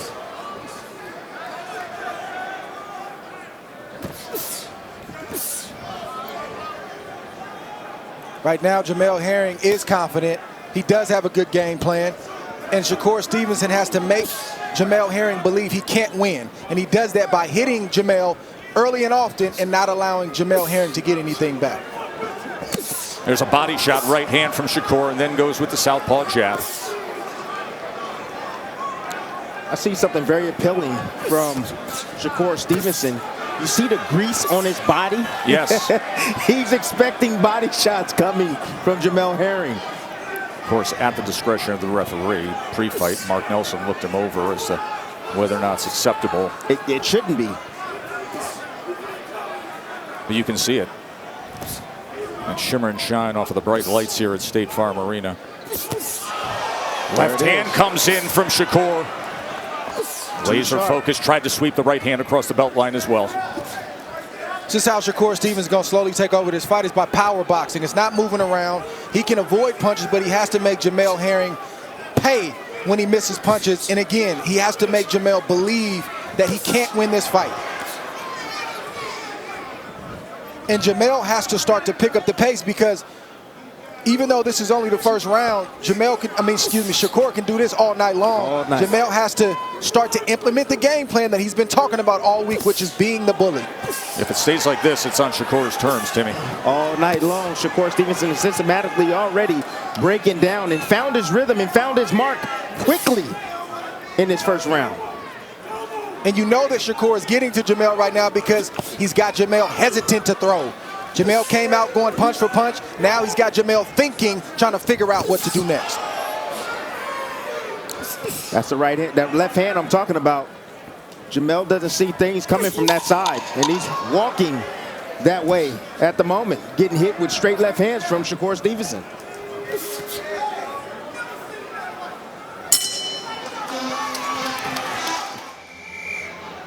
You heard Jamel Herring's trainer, Brian McIntyre, known to everybody in the business simply as Bo Mac, the famed trainer of the pound-for-pound elite Terrence Bud Crawford. Simply tell Jamel Herring, Dre, you gotta commit, push him back. And that's bad news for Team Herring when you get that kind of coaching after the first round. You would think that maybe that would happen after the midway point in this fight. So it's not looking good for Jamel Herring right now. He can still try to get himself in the fight, but Bo Mac is right. He's got to try to commit and sell out. You heard of the term speed kills? Of course. That's what's going on right now. The speed of Shakur Stevenson is too much for Jamel Herring at this moment. He has as much speed as anybody in boxing. There's no doubt about it. We're seeing a little more boxer, puncher, and offense out of him, but defensive prowess. This is somebody who has wide margins in outlanding opponents throughout his career at a 3.6 to 1 ratio. And there's the left hand at the end of the combination. Touches the jab to the body as well. Who's the bigger man? Who's the bigger man? Is it Jamel Herring or Shakur Stevenson? Because he's walking down Jamel Herring already, and it's the second round. Well, that's the mistake we make sometimes. We think the taller guy is a stronger guy. The taller guy is the bigger guy. It's not necessarily true. Shakur looks a lot stronger than Jamel Herring to me right now, and a lot thicker. Left hand landing. Good accuracy from Shakur, and then he places it to the body. Had a 3-punch combination, couple left hands up top, and then places it to the body. It's a very strong start for the undefeated fighter.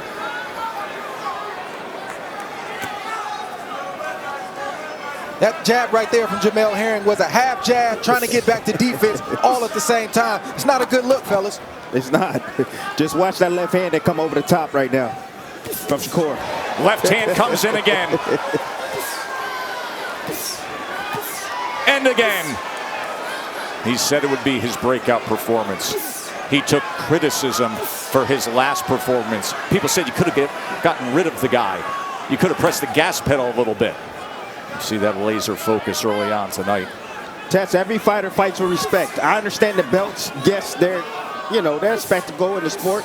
They're nice to have. But we as fighters, we want to be respected by the people in the industry and the fans. That's what Shakur Stevenson is fighting for right now. And Shakur still got to be smart because Jamel is dangerous with that left hand and he's dangerous with a right hook. And Shakur Stevenson is doing the right thing by marching forward behind the right jab. 1-2, backs it up with a southpaw right hook as well. And then from range, back to the jab. Good work. Pinpoint accuracy from Shakur Stevenson with that left hand.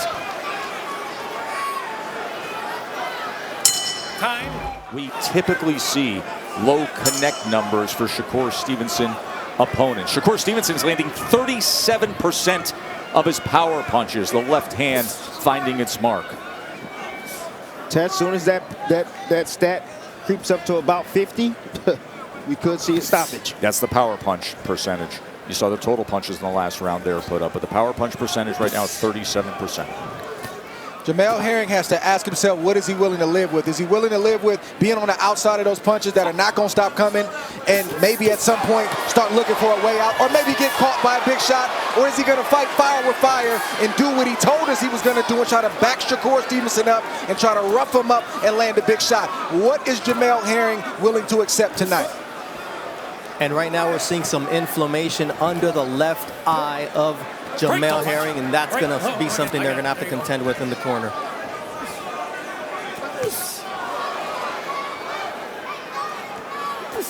You see, this is the fight that I knew that Shakur Stevenson had in him. I know he can stand his ground. I know he can fight well in the inside, and he's showing us a different dimension of his skill set.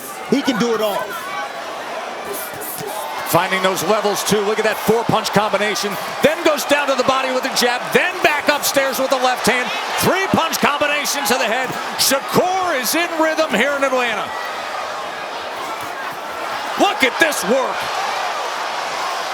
This looking like Gotti Floyd right now. Yes, it is. It's looking like Floyd Mayweather, Arturo Gotti right now, where you thought the bigger guy was going to back the smaller guy up, but the smaller guy has a lot more physical strength, a lot more prowess, and a lot more punching power than you thought. Herring ain't going to lay down, though. I'm letting you know that right now. He's a Marine. He's going to fight back. And I see him. He's trying his spots right now. He's taking those steps forward. I got it. Step clean. That's what he needs to do. Has to take steps forward to have any chance at all. No chance to win standing on the outside of those shots. He's got to let his shots go. Fires off the left hand behind it.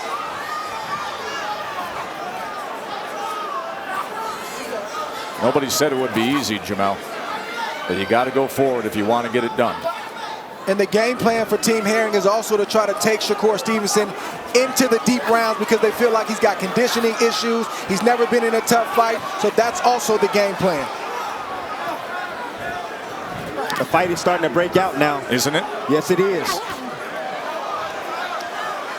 Herring's not backing up, and Shakur's still giving. Neither Shakur. Shakur's standing his ground right now. Backing up when he needs to, and then stepping inside.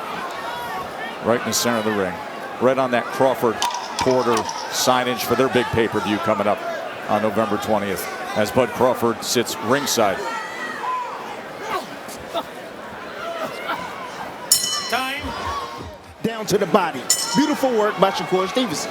Joe, Tim, and Dre on the call here from Atlanta. Shakur Stevenson has a 59-21 connect advantage over the champion, Jamel Herring, as we begin round number 4.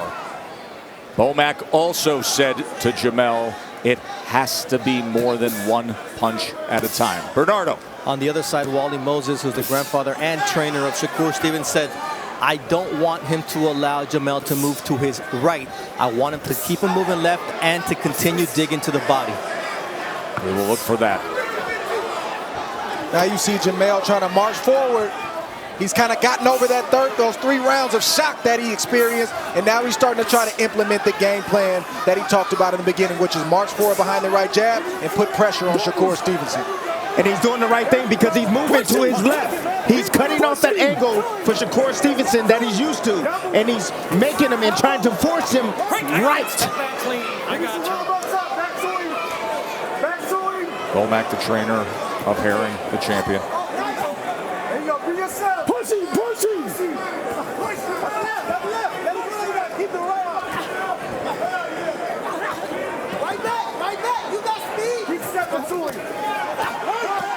Get your hands free, guys. Quick, I got you. Let your hands go in there when you get close. Excuse me, my correction.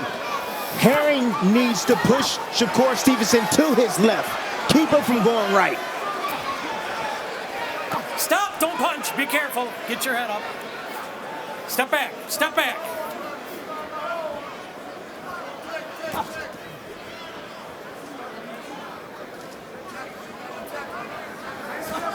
And right jab is the best thing Jamel Herring has going for him. That's the only shot he has to actually walk forward and actually get those power shots off that he wants to. If he tries to load up and lead, he's going to get countered. If he sits on the outside, he's going to get picked apart. He's got to get the right jab going to try to push Shakur Stevenson back. Just like that. Here comes the left hand. You knew it was coming, doubling up that right jab. Tough target to hit, though, is Shakur. Always has been.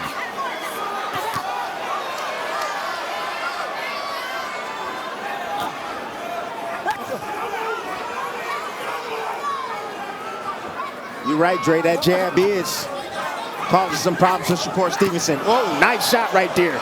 Lifted him with the right hand. And that got Jamel Herring's attention. As it should. Off angle didn't matter. Well scored by Stevenson.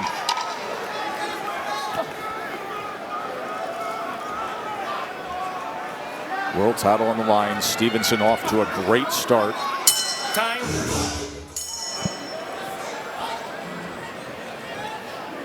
Round number 5 of our world title fight.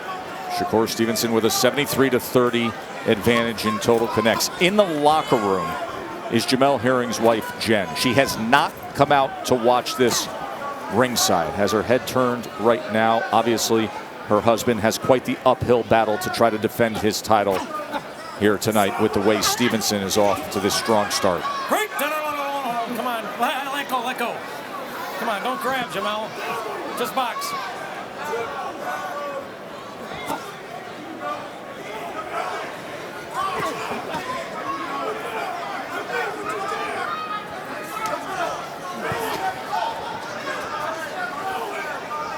Herring's doing a good job behind that jab of his.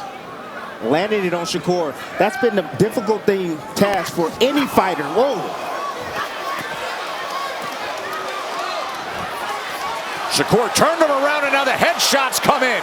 Able to get around the guard of Herring.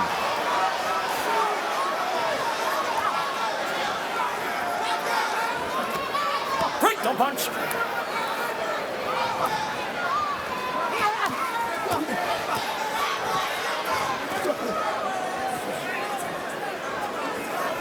Keep your hands free, guys. Get out of there on your own. All right, break. I got it. Shakur looking more comfortable right now, staying in the pocket. Get your hands free. Blocking and picking off some of the shots from Jamel Herring, and also showing that he's also strong and he can manhandle Jamel Herring, and then countering shots on Jamel just like that. That's discouraging for Jamel Herring because nothing is working at the moment. Hands free, guys. Oh, nice. That's what he has to do. Right hand inside. Has to be willing to just hit him and hit him anywhere and take some chances, especially when you can smother him. And he just did. Left hand came in against Stevenson. And he goes right back into the kitchen again and lands to the body, does Herring. Be careful, guys. His best stretch of the fight. Watch your heads. You can see swelling around the left eye.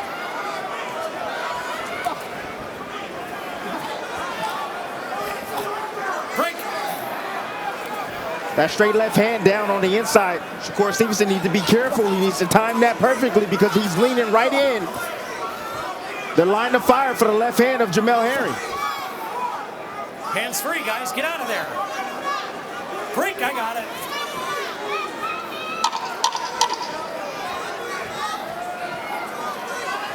It's a really good round for Jamel Herring.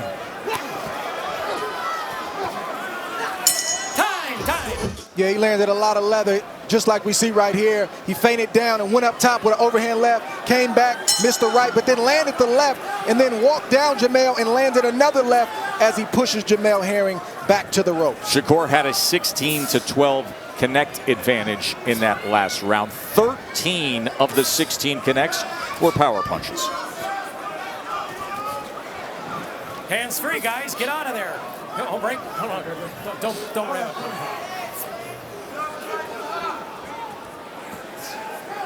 it. The whole time in the fighter meeting yesterday, good jab right there from Jamel Herring. Team Herring said they don't believe Shakur Stevenson has the dog in him. They don't believe if he's pushed to a certain point that he's going to respond. We get to see if he responds right now. You have to push him to that point. You have to execute on that plan to get the answer. Well, we see Jamel slowly trying to do that. He hasn't fully executed, but you see him trying.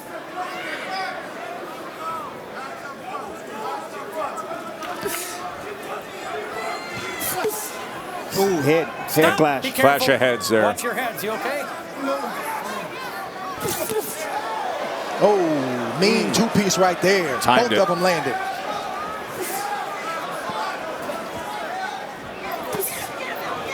But the frustrating part, fellas, is not the two-piece. It's when you think you're going to get something back, and the distance and the range and the legs of Shakur Stevenson won't allow you to get back. That's discouraging, fellas. That's demoralizing.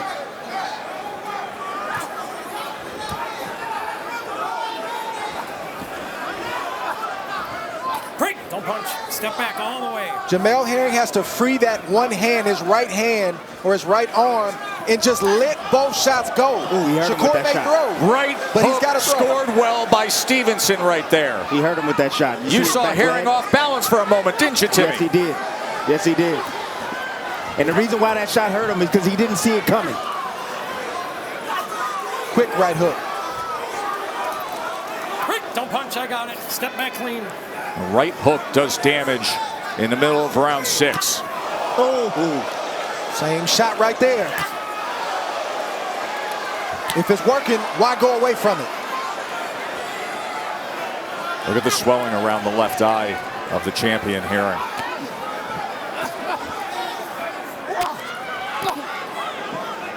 I got you. You got to understand that right hook is Shakur Stevenson's power shot.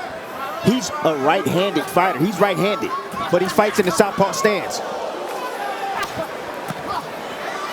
What an advantage that is. Be able to generate that power as a natural righty, but a gifted and sublimely skilled southpaw in the ring.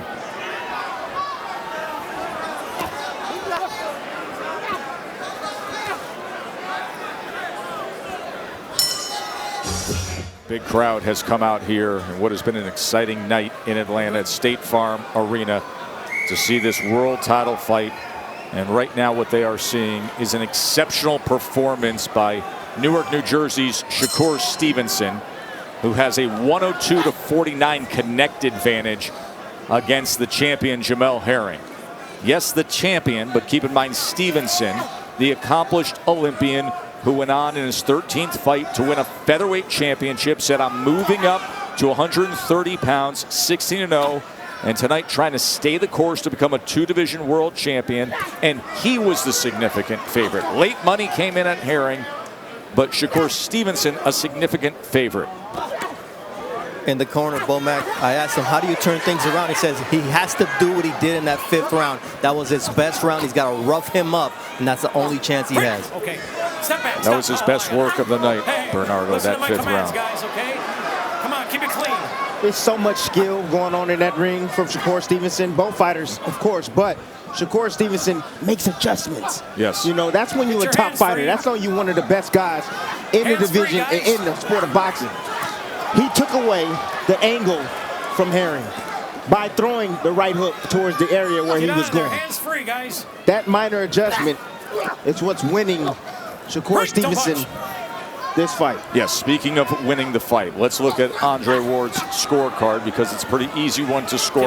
The only round you could even consider Herring would be the 5th round. That's the only round where he had double-digit connects. He was 12 of 50 still, and Shakur still had seemingly better moments in that round, landing 13 power punches, so it's a clean sweep. Right. Shakur landed the best punch in that round, and he did a little bit more. Jamel came on, but he let Shakur close it just enough where I gave Shakur that 5th round. Jamel trying to get around Mark Nelson. He's trying to get around Mark Nelson and just get after it. Stop. I was going to say that this is where Herring said he wanted the fight. He either wanted Shakur backing up or he wanted him inside right now. Jamel Herring has Shakur where he wants him. He's got to try to take advantage, but Shakur is not playing along. Hands free. It's a mean 3-piece right there. See, Shakur is a really good inside fighter. And this is what I've been trying to tell people. He's a really good inside fighter. If he wants to commit to it, he can do it. Landed that short right hand and then rolled. That conversation is most likely going to be happening soon enough if he can continue on the path he's been on in his career. Keep him up, guys. Come on, keep the punches up. Stevenson's got to stay focused. He can't look at the ref because when he did, Jamel Herring did just what he was supposed to do. He landed a straight left hand.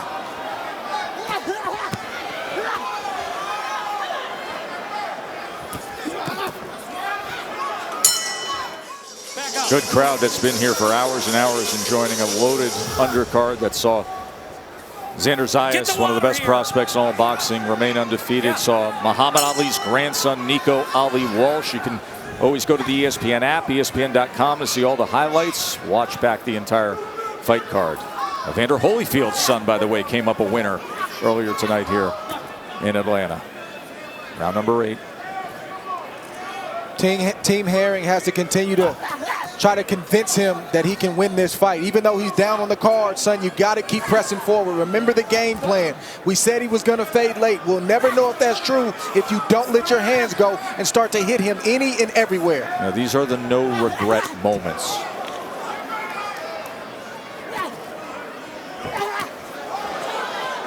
Because the alternative is sitting on the end of his punches and getting hit with shots like that.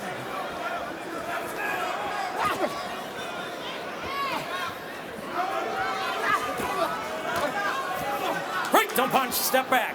Herring's got to free that hand and let both hands go. He's only hitting Shakur to the body with the left hand. Free the right hand up and let both shots go. And he needs to shorten his shots too. You know, he's throwing over the head of Shakur Stevenson. Wow, nice combination right there. Not everything landed.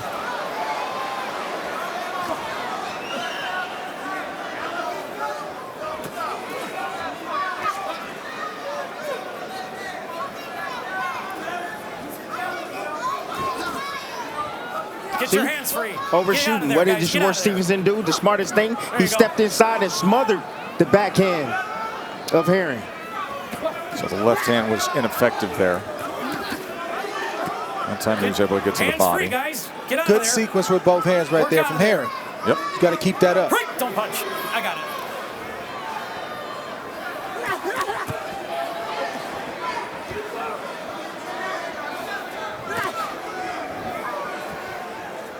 Bad Herring is marching forward with no jab. Good Herring is the Jamel Herring that's coming forward with the right jab, coming behind that with the straight lefts and the body shots with both hands. He's got to stay disciplined with that right jab. I like the body shots inside from Herring. Got to hit something. There was a short right to the body. Good short overhand left. Get your hands free. Step back out of there, guys. All right, break. I got it then. Stevenson won a featherweight title in just his 13th pro fight. Now fight number 17. He's looking to become a 2-division world champion. Get your hands free. Step out of there. Break. I got it. Stop. Stop. 10 seconds. Obey the bell. You know, Jamel Herring didn't really fall prey to all the jawing, all the chirping going on throughout the week here in Atlanta. Do you buy that? Do you see any slowdown to Shakur Stevenson? No, I don't see any slowdown. I mean, I think Jamel eked out that last round, and maybe Shakur slowed down a bit, but I don't think it's the way Bo Mack is saying it is. But Bo Mack is doing his job. He's earning his money tonight. He has to encourage his fighter and try to make this man believe that he can still win this fight. Jamel Herring has been executing Bo Mack's game plan these last few rounds, getting inside, dirtying it up, but Shakur Stevenson is tougher, rougher, and better inside than anyone thought.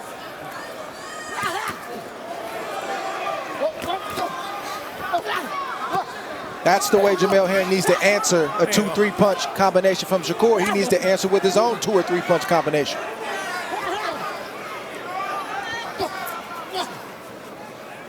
Shots like that. Break, don't punch. I got it. See, Stevenson has came in here this fight with a made-up mind. He just hurt Herring with that. He hurt Herring with an uppercut. 2 more headshots came in as well. Timmy, a few years ago, you and I were in New York and we were broadcasting a Shakur Stevenson fight, and I remember turning to you and saying, I think I'm starting to see the man strength come out in Shakur Stevenson. Tonight it has fully arrived. This is a strong, sturdy, thicker version of Shakur Stevenson, and it's at 130 pounds. And he's fighting the biggest guy that he's ever faced in his entire career. He's fighting a true 130-pounder in Jamel Herring. Could very well be at 135 pounds. He was. Yeah, exactly. Not just the best, I mean the biggest, but the best. Yes. The most accomplished as a professional. Gives up 3 inches to him, a guy who was at a higher weight class to begin with.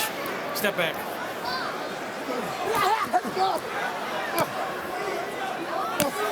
Stop. Don't punch. I got it. Step back.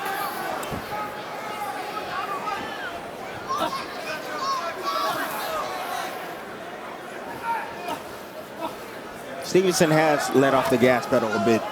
and he's finding his opportunities to rest. See him come inside? Yep. He wants the opportunities to rest in there. And Jamel Herring's allowing him to do that.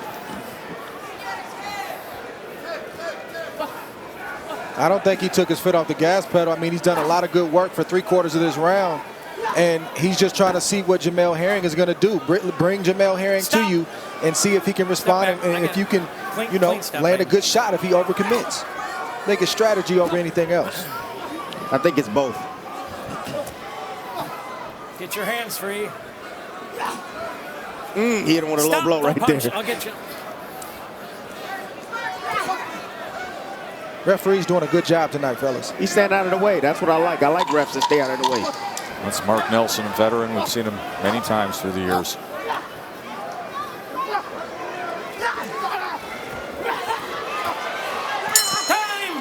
Shakur Stevenson comes around the guard of Herring, catching him and cut. I think open up that right eye, I believe. On that punch, in fact, Timmy. Another round where Shakur Stevenson lands double-digit power punches. He was 12 of 32 on power punches in that last round. Round number 10 Stop. for the WBO 130-pound title. I'm going to have a look at the cut, baby. Ringside physician is going to look at this cut on the right eye that just opened up in the last round. It's good. I just don't know where it is. I want you to just look at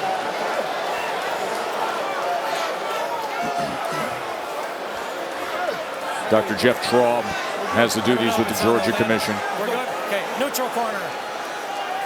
Time in.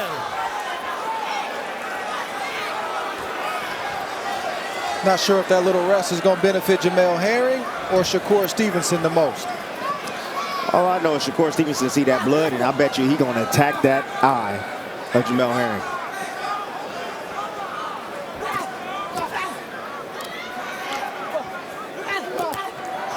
Look at that. It's hard to see, especially when you got blood dripping down in your eye. It's in the spot. It's above the eye, so it is definitely blurring his vision a bit, impairing his vision. Now the cut is worsening, and another left hand comes in.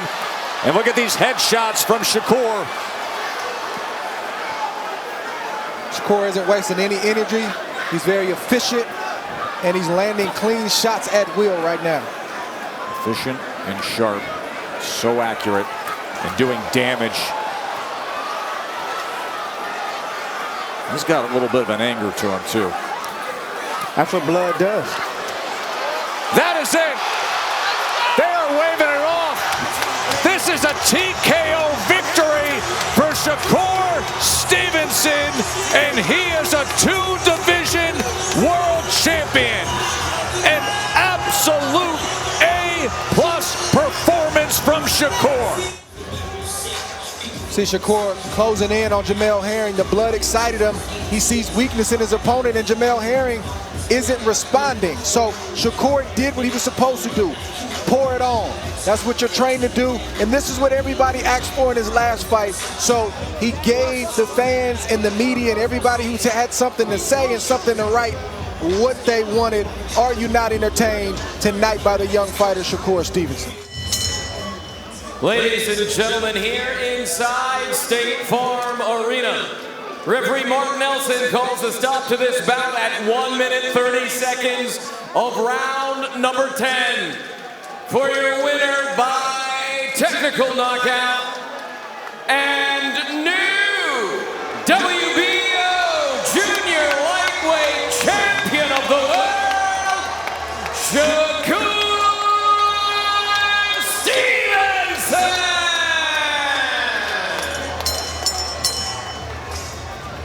17-0.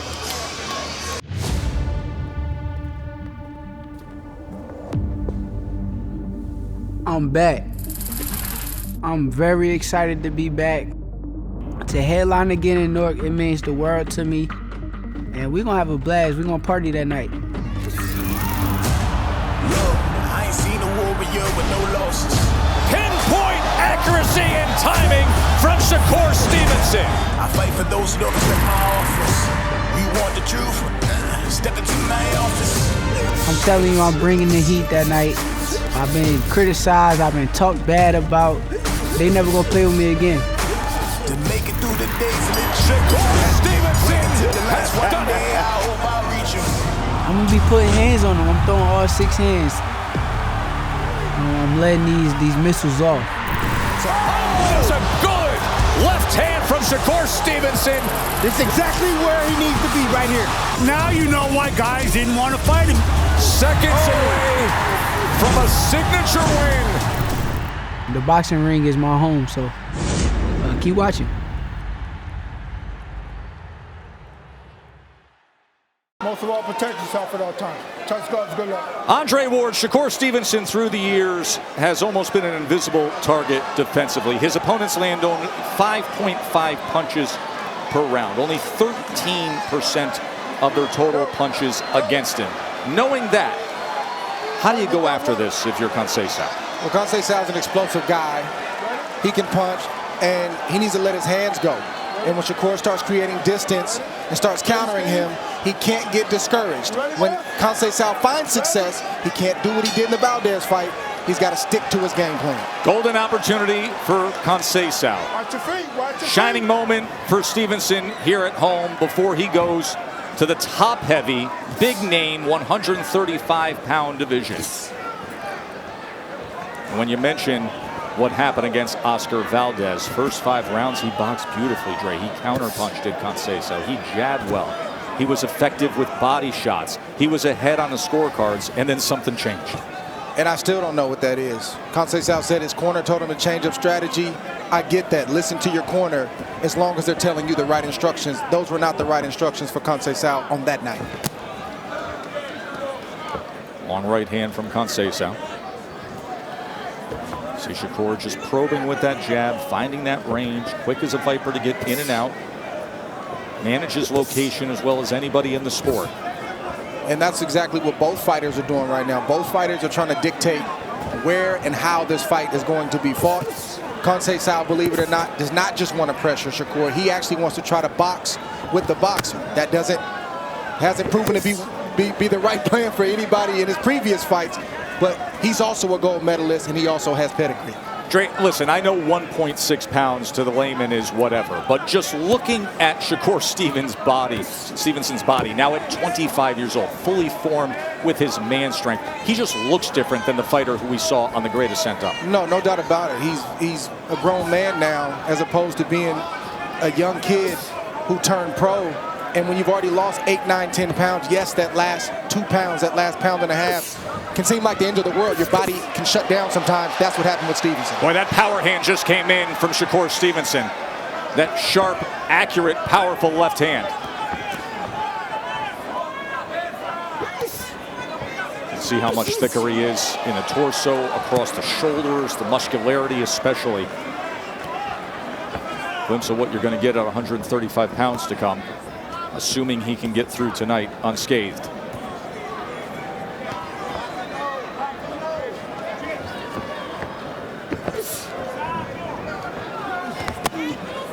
Right hand to the body, a little fat from Conceição, wide with it.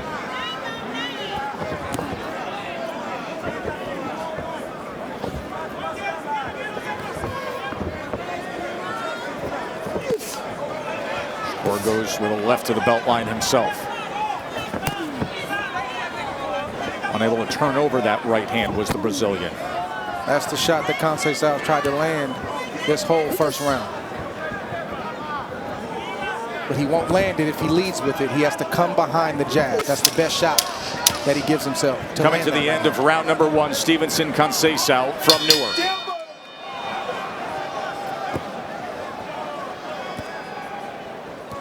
Great scene here in Newark, New Jersey for Shakur Stevenson and Robson Conceição. Round number 2, Joe Tessitore, Andre Ward with you ringside. I asked Stevenson yesterday about going up against Conceição and what he thought he'd get. He said, listen, I think he's going to be himself. Awkward, throw a lot of weird punches, maybe gas out by the 6th round. I'm not sure why Conceição wants to box with a master boxer. Doesn't mean he won't land shots. Doesn't mean that he can't have good moments. But you have a fighter that had to work really hard to try to make a weight. To me, it makes sense to start at a fast pace. Yes. You can box in spots, but fighting would really benefit Conceição early in this fight. especially when you hear the details of Stevenson describing how drained he was, how his body had nothing more to give, nothing more to sweat out at 131.6. What was your reaction to his apology and Shakur saying he was embarrassed? I think that's maturity, and I think that's the best thing you can do in that situation. The media, fans, they're going to have opinions. Some may be justified, others won't. But he made a decision for his safety. He wanted to make sure he had enough for the fight tonight. And all you can do is be sincere and apologize, and he did just that. And he did acknowledge, as you have to do, that it is part of the game. You sign and you're contracted for a weight, you have to make it. And he was penalized. He paid the commissioner fee, and he paid Conceição a fee as well.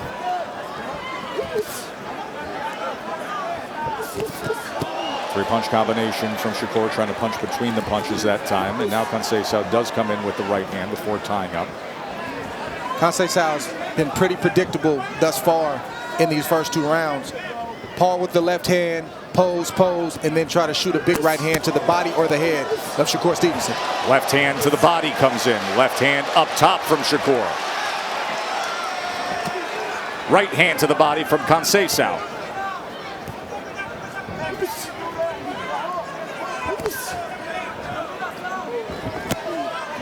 Like to see Stevenson pick up his right jab a little bit more to pile up points, to get his range, and to keep Conceição off balance and blinded from that left hand. He's only made it 12% of his jabs to this point. Paul with it, but shoot the jab as well.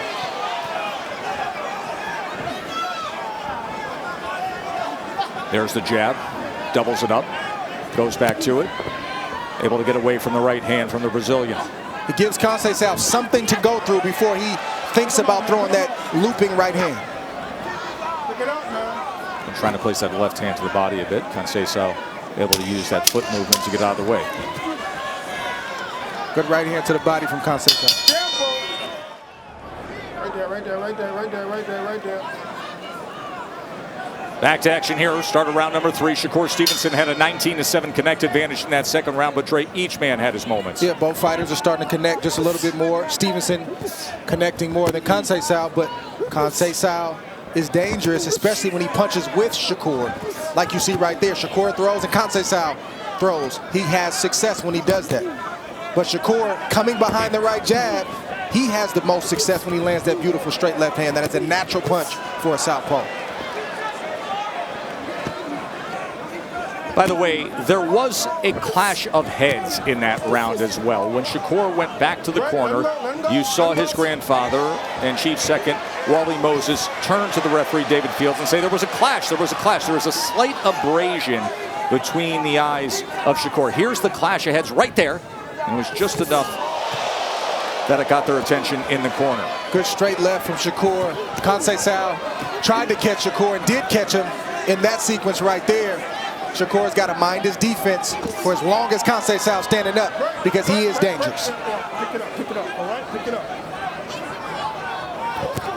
He's a guy that punches when you don't think he's going to punch, and Conceição throws punches from angles you wouldn't expect him to throw from. That's the awkwardness that Shakur described. You fight a fighter like that, fundamentals are essential. Oh, good left uppercut in the midst of that exchange from Shakur Stevenson. As Conceição was looking to get aggressive, and Stevenson's accuracy got him.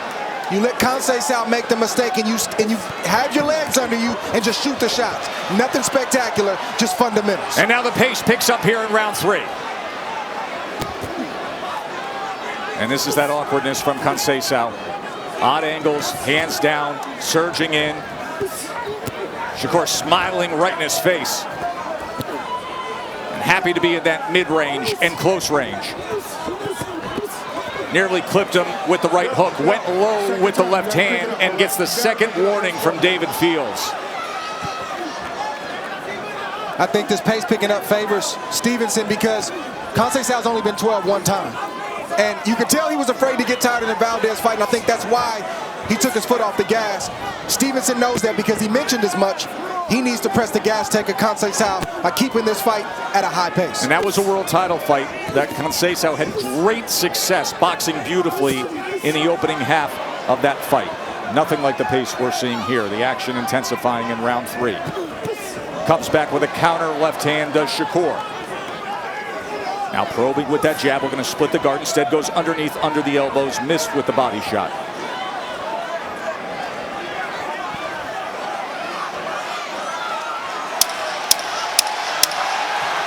Crowd enjoying round 3 here in Newark. Stevenson, body shot. No, man, they low. Some is low. All right, pick them up above here, bro. I got you. Don't worry about me, man. Talk to him. Joe, Dre, Bernardo, and Mark with you here in Newark, New Jersey. Round number 4. In that last round, Stevenson had a 19 connect advantage, has a 41-21 punch connect advantage overall. Let's go to action in that 3rd round. Dre, was interesting to hear the corner of Stevenson as he came back to the stool. They said, just keep the jab going. Conceição was hurt in that round. And then an interesting comment before he went off to go to this 4th round. They said, just don't get bored out there. Don't get bored. Don't lose focus. We've said that the whole night about how dangerous Conceição is, particularly with the right hand. And they feel like they're breaking Conceição down. I think it's the start of that because Shakur landed some good body shots early on. He needs to stay down low. And he's landed some clean flush shots to the chin. And Luis Dorea, who trained Robson Conceição, told me, I want Robson to go to the body first, and that'll set up his headshots. Fell in, right there. And it was a left hand that struck from Shakur. When the boxer is looking like the fighter and is walking you down, you know you have trouble. And that's what's happening here in round 4. And that's what's been happening more and more in the career of Stevenson as he grows into that man strength we've described. Yes, an elite boxer. Yes, wildly skilled. But showing that strength, that power, and a little bit of nasty as his career goes on. Even though Stevenson cuffed him and that wasn't a knockdown, it takes a lot of effort for a fighter to get up from the canvas, especially in a tough fight like this. And you can hear the crowd sensing things. As was the corner of Stevenson, saying you're breaking him down a bit.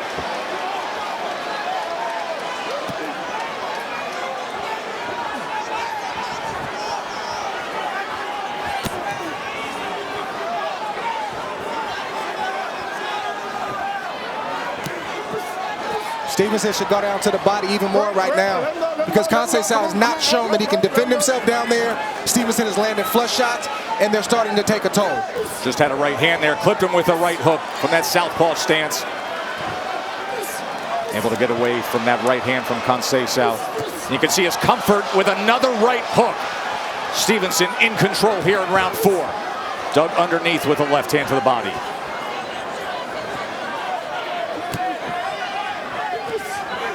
At the moment, that big right hand is the only answer that Conceição has, and it is not effective because Shakur sees it coming from across the street. And then he makes a decision to tie up. Shakur trying to get those hands free.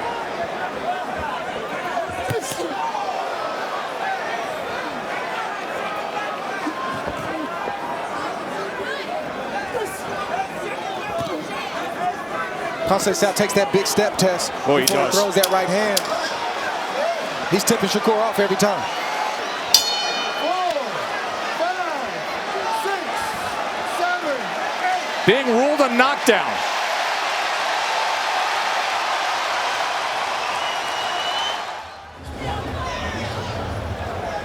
At the end of the 4th round, there was a left hand to the body from Shakur Stevenson. There was a delayed reaction from Robson Conceição with just a second to go in the round.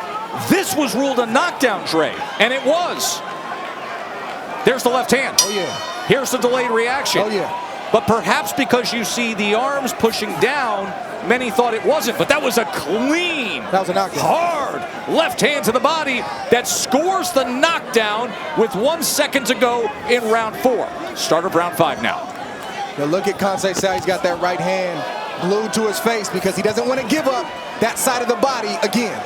You had just said Shakur Stevenson should go to the body more and more. He did there in that 4th round with 7 clean body punches, the final one scoring a knockdown.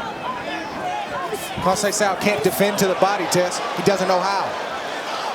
So you recognize that and you make him make an adjustment. If he can't make an adjustment, it's going to be trouble for Conceição because Shakur knows he hurt you to the body. He's going to keep going downstairs.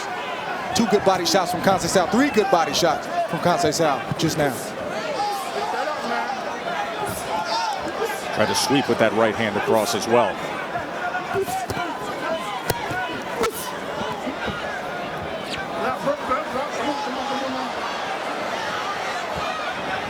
Grandfather of Shakur Stevenson just told me I asked him to step it up. I want him to use the jab to blind him, distract him, and then that'll set up the big power shots here. See if he can put that jab out there. There's a left hand. Then he took an angle and went with the right hand to the body.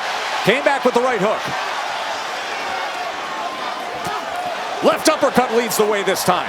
Good shot from Conceição to answer. It was mauling on the inside. Conceição's got to get himself together. You see him slowly mentally breaking down and slowly conceding. He can't do that. This is a second opportunity at a world championship. Who knows when he'll get another shot? He's got to get it done tonight. Very different circumstances and a very different look to the first 5 rounds than when he fought Oscar Valdez. And he was ahead on every scorecard after 5 rounds. Even the way when he stepped back moments ago and took that deep breath, that body language alone speaks volumes. And it's only the 5th round. Trading body punches and then a clipping right hand. Another left hand to the body, coming back with the right hook. Head movement by Conceição saves the day for him.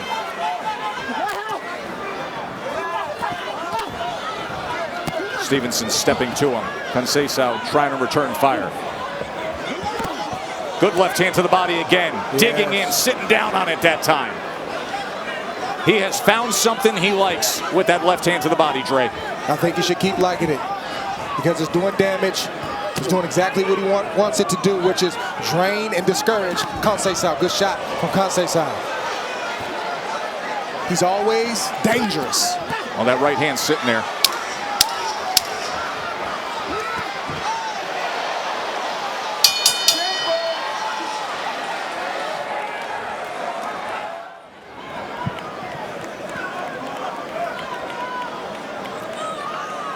Tremendous scene here at the Prudential Center, Newark, New Jersey. As you mentioned, the highest grossing boxing event in the history of this arena. And of course, it's because their hometown hero is back. Shakur Stevenson returning after winning world championships in 2 divisions. Dre, you said point to the body punches. Well, look at them there. 30 of 80. And one of them scoring a knockdown in the final second of round number 4 for Shakur. Stevenson doesn't have to land 10 body shots in rounds. He's landing 4 or 5 good, well-placed shots, and that'll do the job. But Conceição's also landed a few good body shots, the right hand to the solar plex of Shakur Stevenson. Now willing to fire off that power hand, that right hand from that wide stance. Lunges forward with it. Stevenson now with his opponent against the ropes. You know he's going to go to the body there. Stevenson told us, he said Conceição fades in the second half of the fight. That's no secret. His opponent, Stevenson, is well aware. He specifically mentioned the 6th round when we sat with him yesterday. Well, that's when a championship fight really starts. In that second half. That 6th, 7th round. Watch your elbow, man.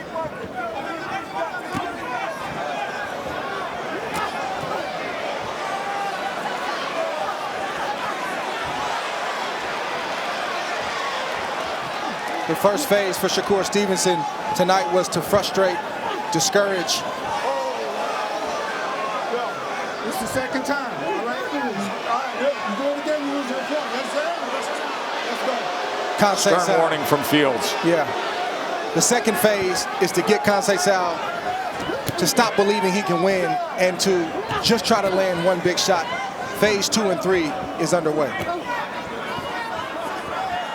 I don't think Conceição has a game plan anymore. I think he's trying to land one big shot.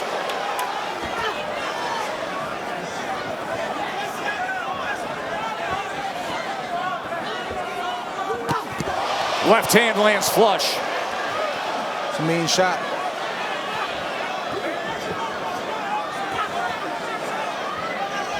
It's a mean shot.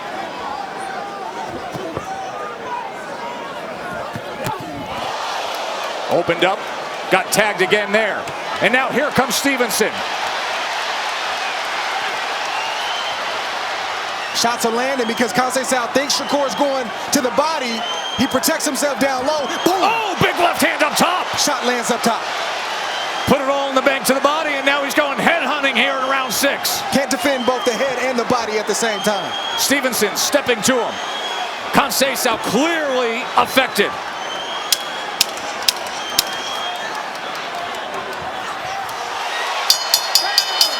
Big round for Shakur. Round number 7. Joe Tessitore, Andre Ward with you ringside here. Bernardo Osuna, our ace reporter here in Newark, New Jersey, where this crowd has been anticipating the return, and they're getting exactly what they want. Shakur Stevenson in control. Watch your foot, man. Watch your foot. In that last round, he landed a fight-high 18 power punches, 23 total punches.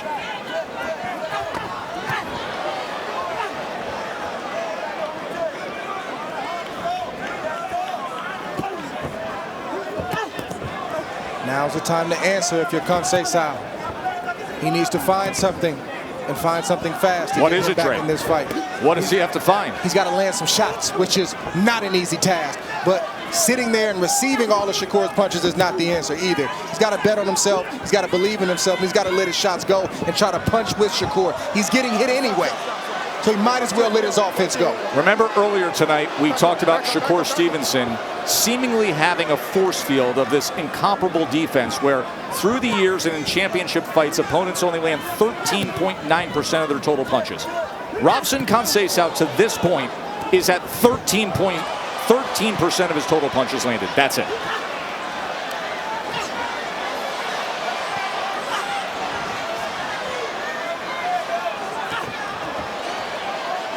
Conceição's legs don't look good. He's all over the place. And now he's down on the canvas. That is a slip. He's not only physically fatigued, but when you're facing a master boxer, you're mentally fatigued because you can't do what you train to do. You think he's there and you miss. You get countered, you're discouraged, then you get hurt. It's a whole lot going on in the mind of Conceição. And now a high guard that's being split by left hands. And a sharp left hand comes in again from Shakur. And then you get surprised because you say he wasn't supposed to be able to punch. And then you get hurt. Keep in mind, this is a 3-time Olympian, the Brazilian, a gold medalist who has fought for a world title and was ahead on the scorecards.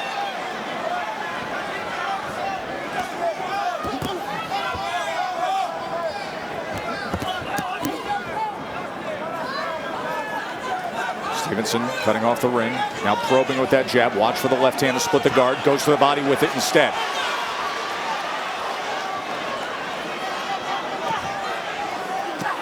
The commissioner just asked the doctor to bring in translator Arival Gomez to the corner to check on Robson Conceição when the bell rings. He is being beaten down and breaking down. End of 7.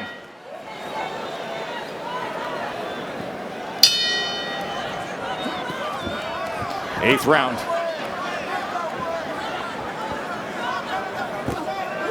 Stevenson parries that left hand, comes back with one of his own. Stevenson is looking for a knockout shot test. Started this round fast. Conceição still throwing, still dangerous.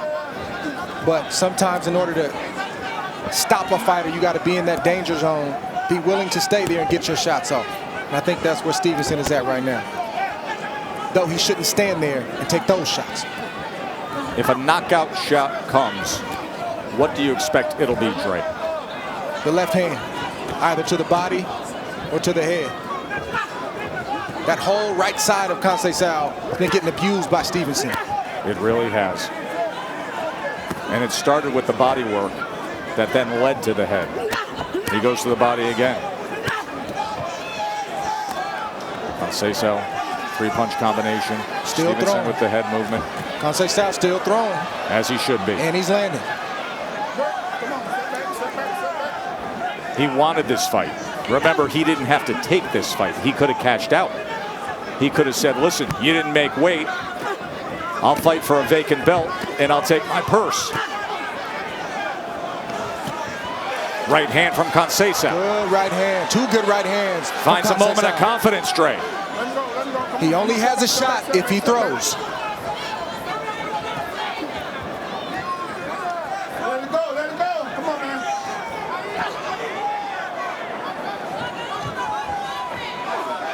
Did you just say something? Come on, man. Yo, next time we need to play. Let's go, man. Back up. That was awkward. Came in, got off balance, spun himself around. Better left hand straight low. Test.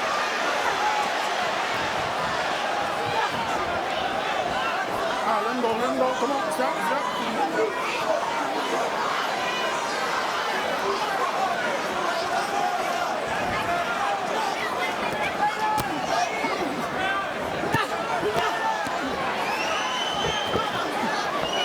I think that's the shot that Shakur wants down low. Not even the looping left hand, but the straight left to the body. It's hard to defend. It's got a lot of power on it and leverage. Scored a knockdown with that left hand to the body in the final second of round 4.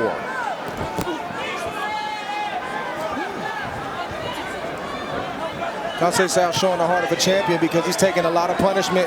Could have checked out in that last round when the doctor came and checked on him and he didn't take the bait. Just took a short left hand there. Shakur with a 143 to 44 connect advantage as we start round number 9. That tells a big story as well. The body punches landed. 57th by Stevenson. Stevenson tried to press Conceição the last 2 rounds. Wasn't able to get him out of there. He's got to make another adjustment and find a way to get in that house because Conceição is not making it easy. And I will remind you, he's still dangerous. Just off balance after that right hand. Showed some hope with the right hands in the last round, did the Brazilian. Shakur's throwing a lot of power on every one of those shots. It's a good time to change up the tempo. Pop, pop, pop, pow. Then get a big shot in there because Conceição can compute those shots and even block some of those shots because he knows at what velocity they're coming at. So you want a little more touch, touch, bang. Different cadence. Conceição's a gold medalist and a vet. He knows how to protect himself in that ring.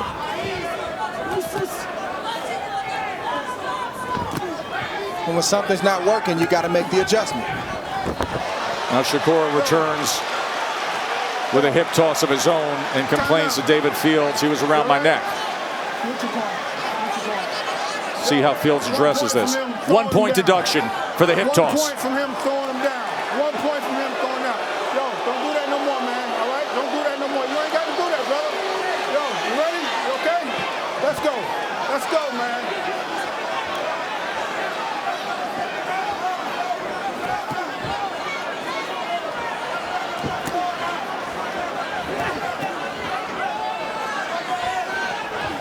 If Conceição had just a little bit more variation with his approach, he would have some more success with that right hand, but he keeps coming the same way. He does land it occasionally, but he could have more success if he changed up his tempo and his cadence.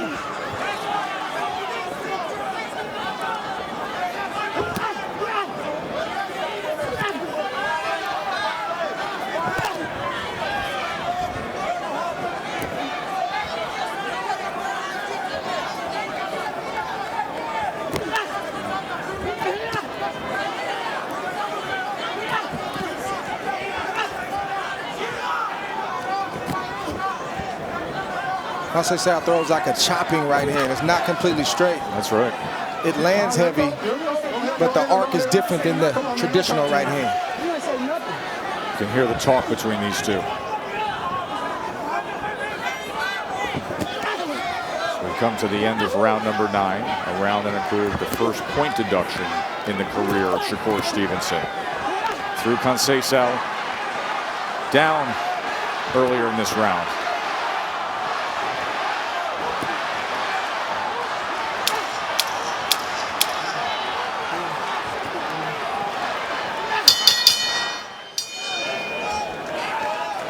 Shakur Stevenson came off the gas pedal a bit in that 9th round.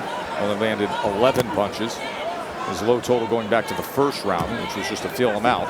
Round number 10, scheduled for 12. Conceição well behind on the scorecards, although Shakur was just deducted a point in that last round for tossing Conceição to the canvas.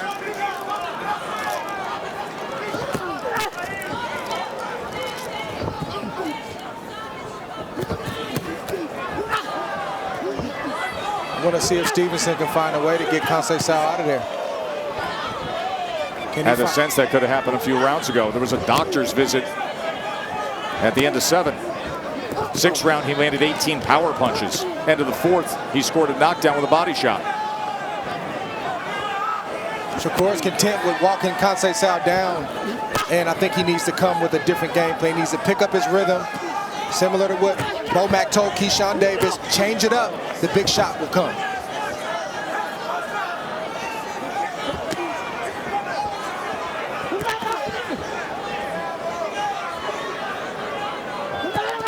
Come alive with the feints, show some different looks, and sneak the big shot in. Don't let it be predictable.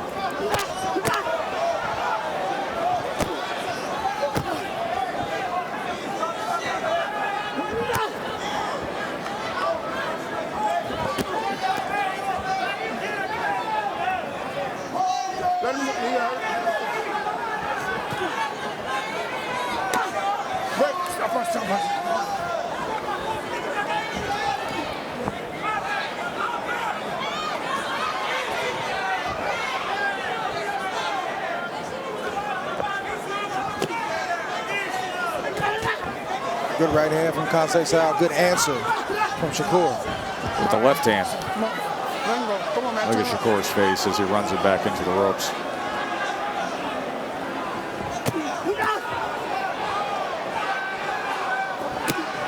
That was a straighter right hand.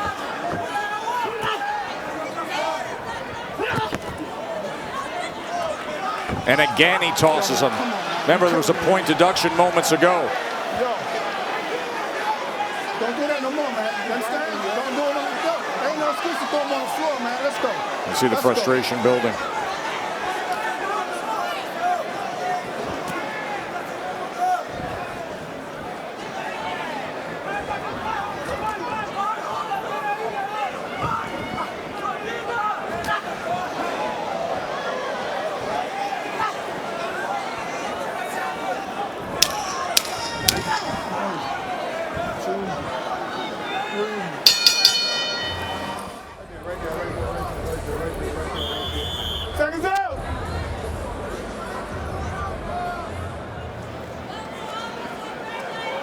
Dre, it's interesting to listen into the corner of Shakur Stevenson because they are just as frustrated at times as their fighter is, talking about the holding, some of the tactics by Robson Conceição.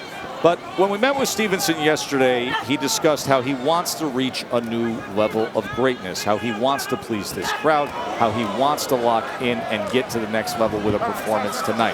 He has 6 minutes to do that. Yeah, he's on his way. I think he needs to close this 6 minutes out strong. And I think he can, but Conceição doesn't always get the memo.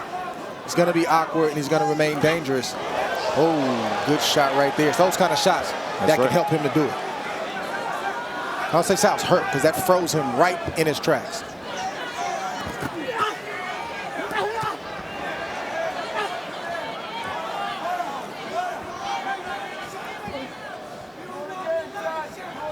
See another weapon from Stevenson coming into play. That counter left uppercut. It's landed twice in this round. Doubles up the left hand.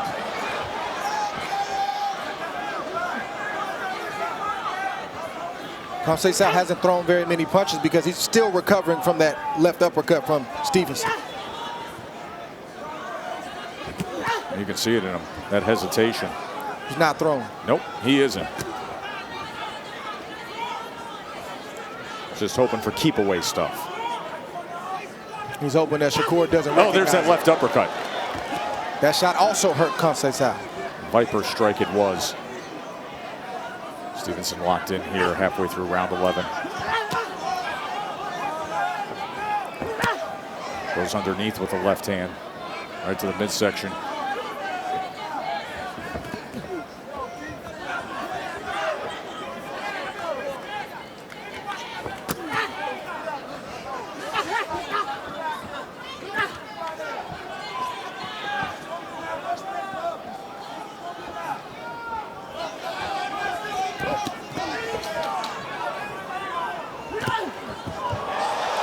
Off balance.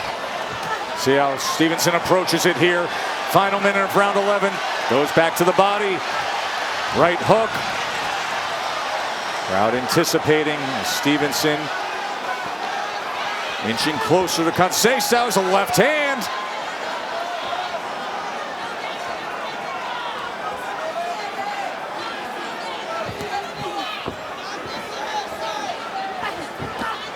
Another left hand to the body. See angle to the right.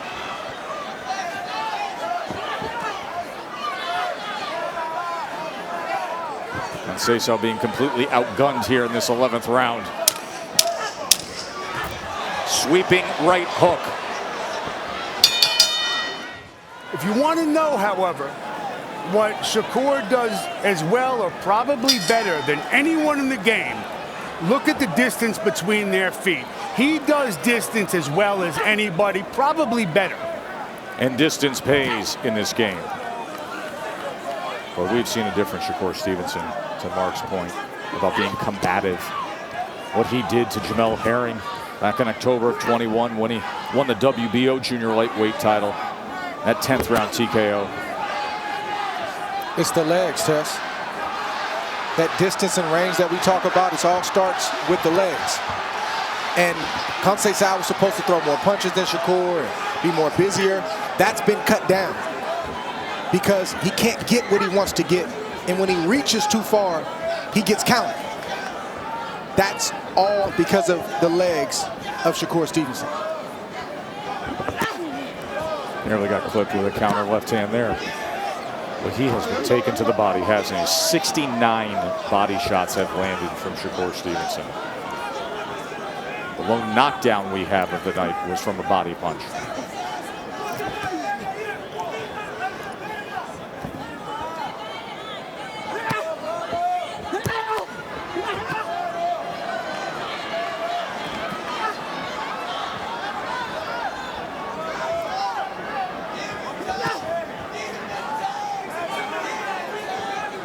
Stevenson still looking for the knockout with one punch.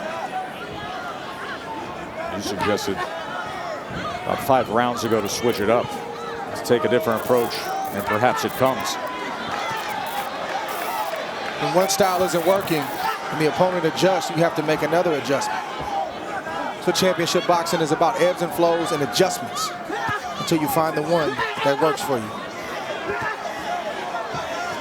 Earlier tonight, when we were previewing this main event, Dre, I turned to you at one point and I said, is this the kind of guy you can get rid of? This doesn't surprise you that we're 50 seconds away from having a distance fight, even as one-sided as it's been with Stevenson in complete control. No, he got close, Stevenson, but Conceição's crafty and he's tough. He's no walk in the park for anybody. You stop Conceição, you got to earn it. Wipe off those gloves, get through this last half minute.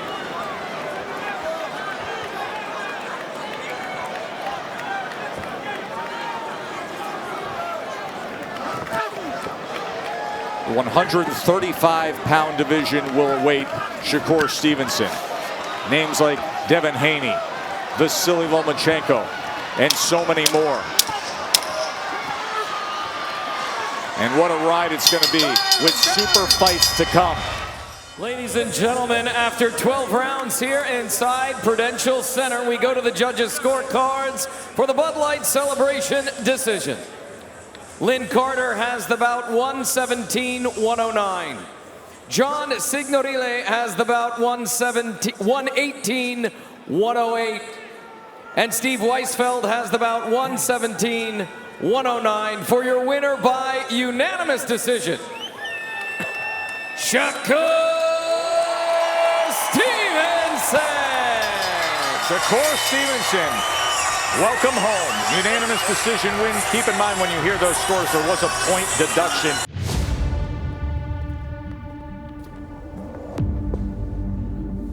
I'm back. I'm very excited to be back. To headline again in Newark, it means the world to me. And we're gonna have a blast. We're gonna party that night. Yo, I ain't seen a warrior with no losses.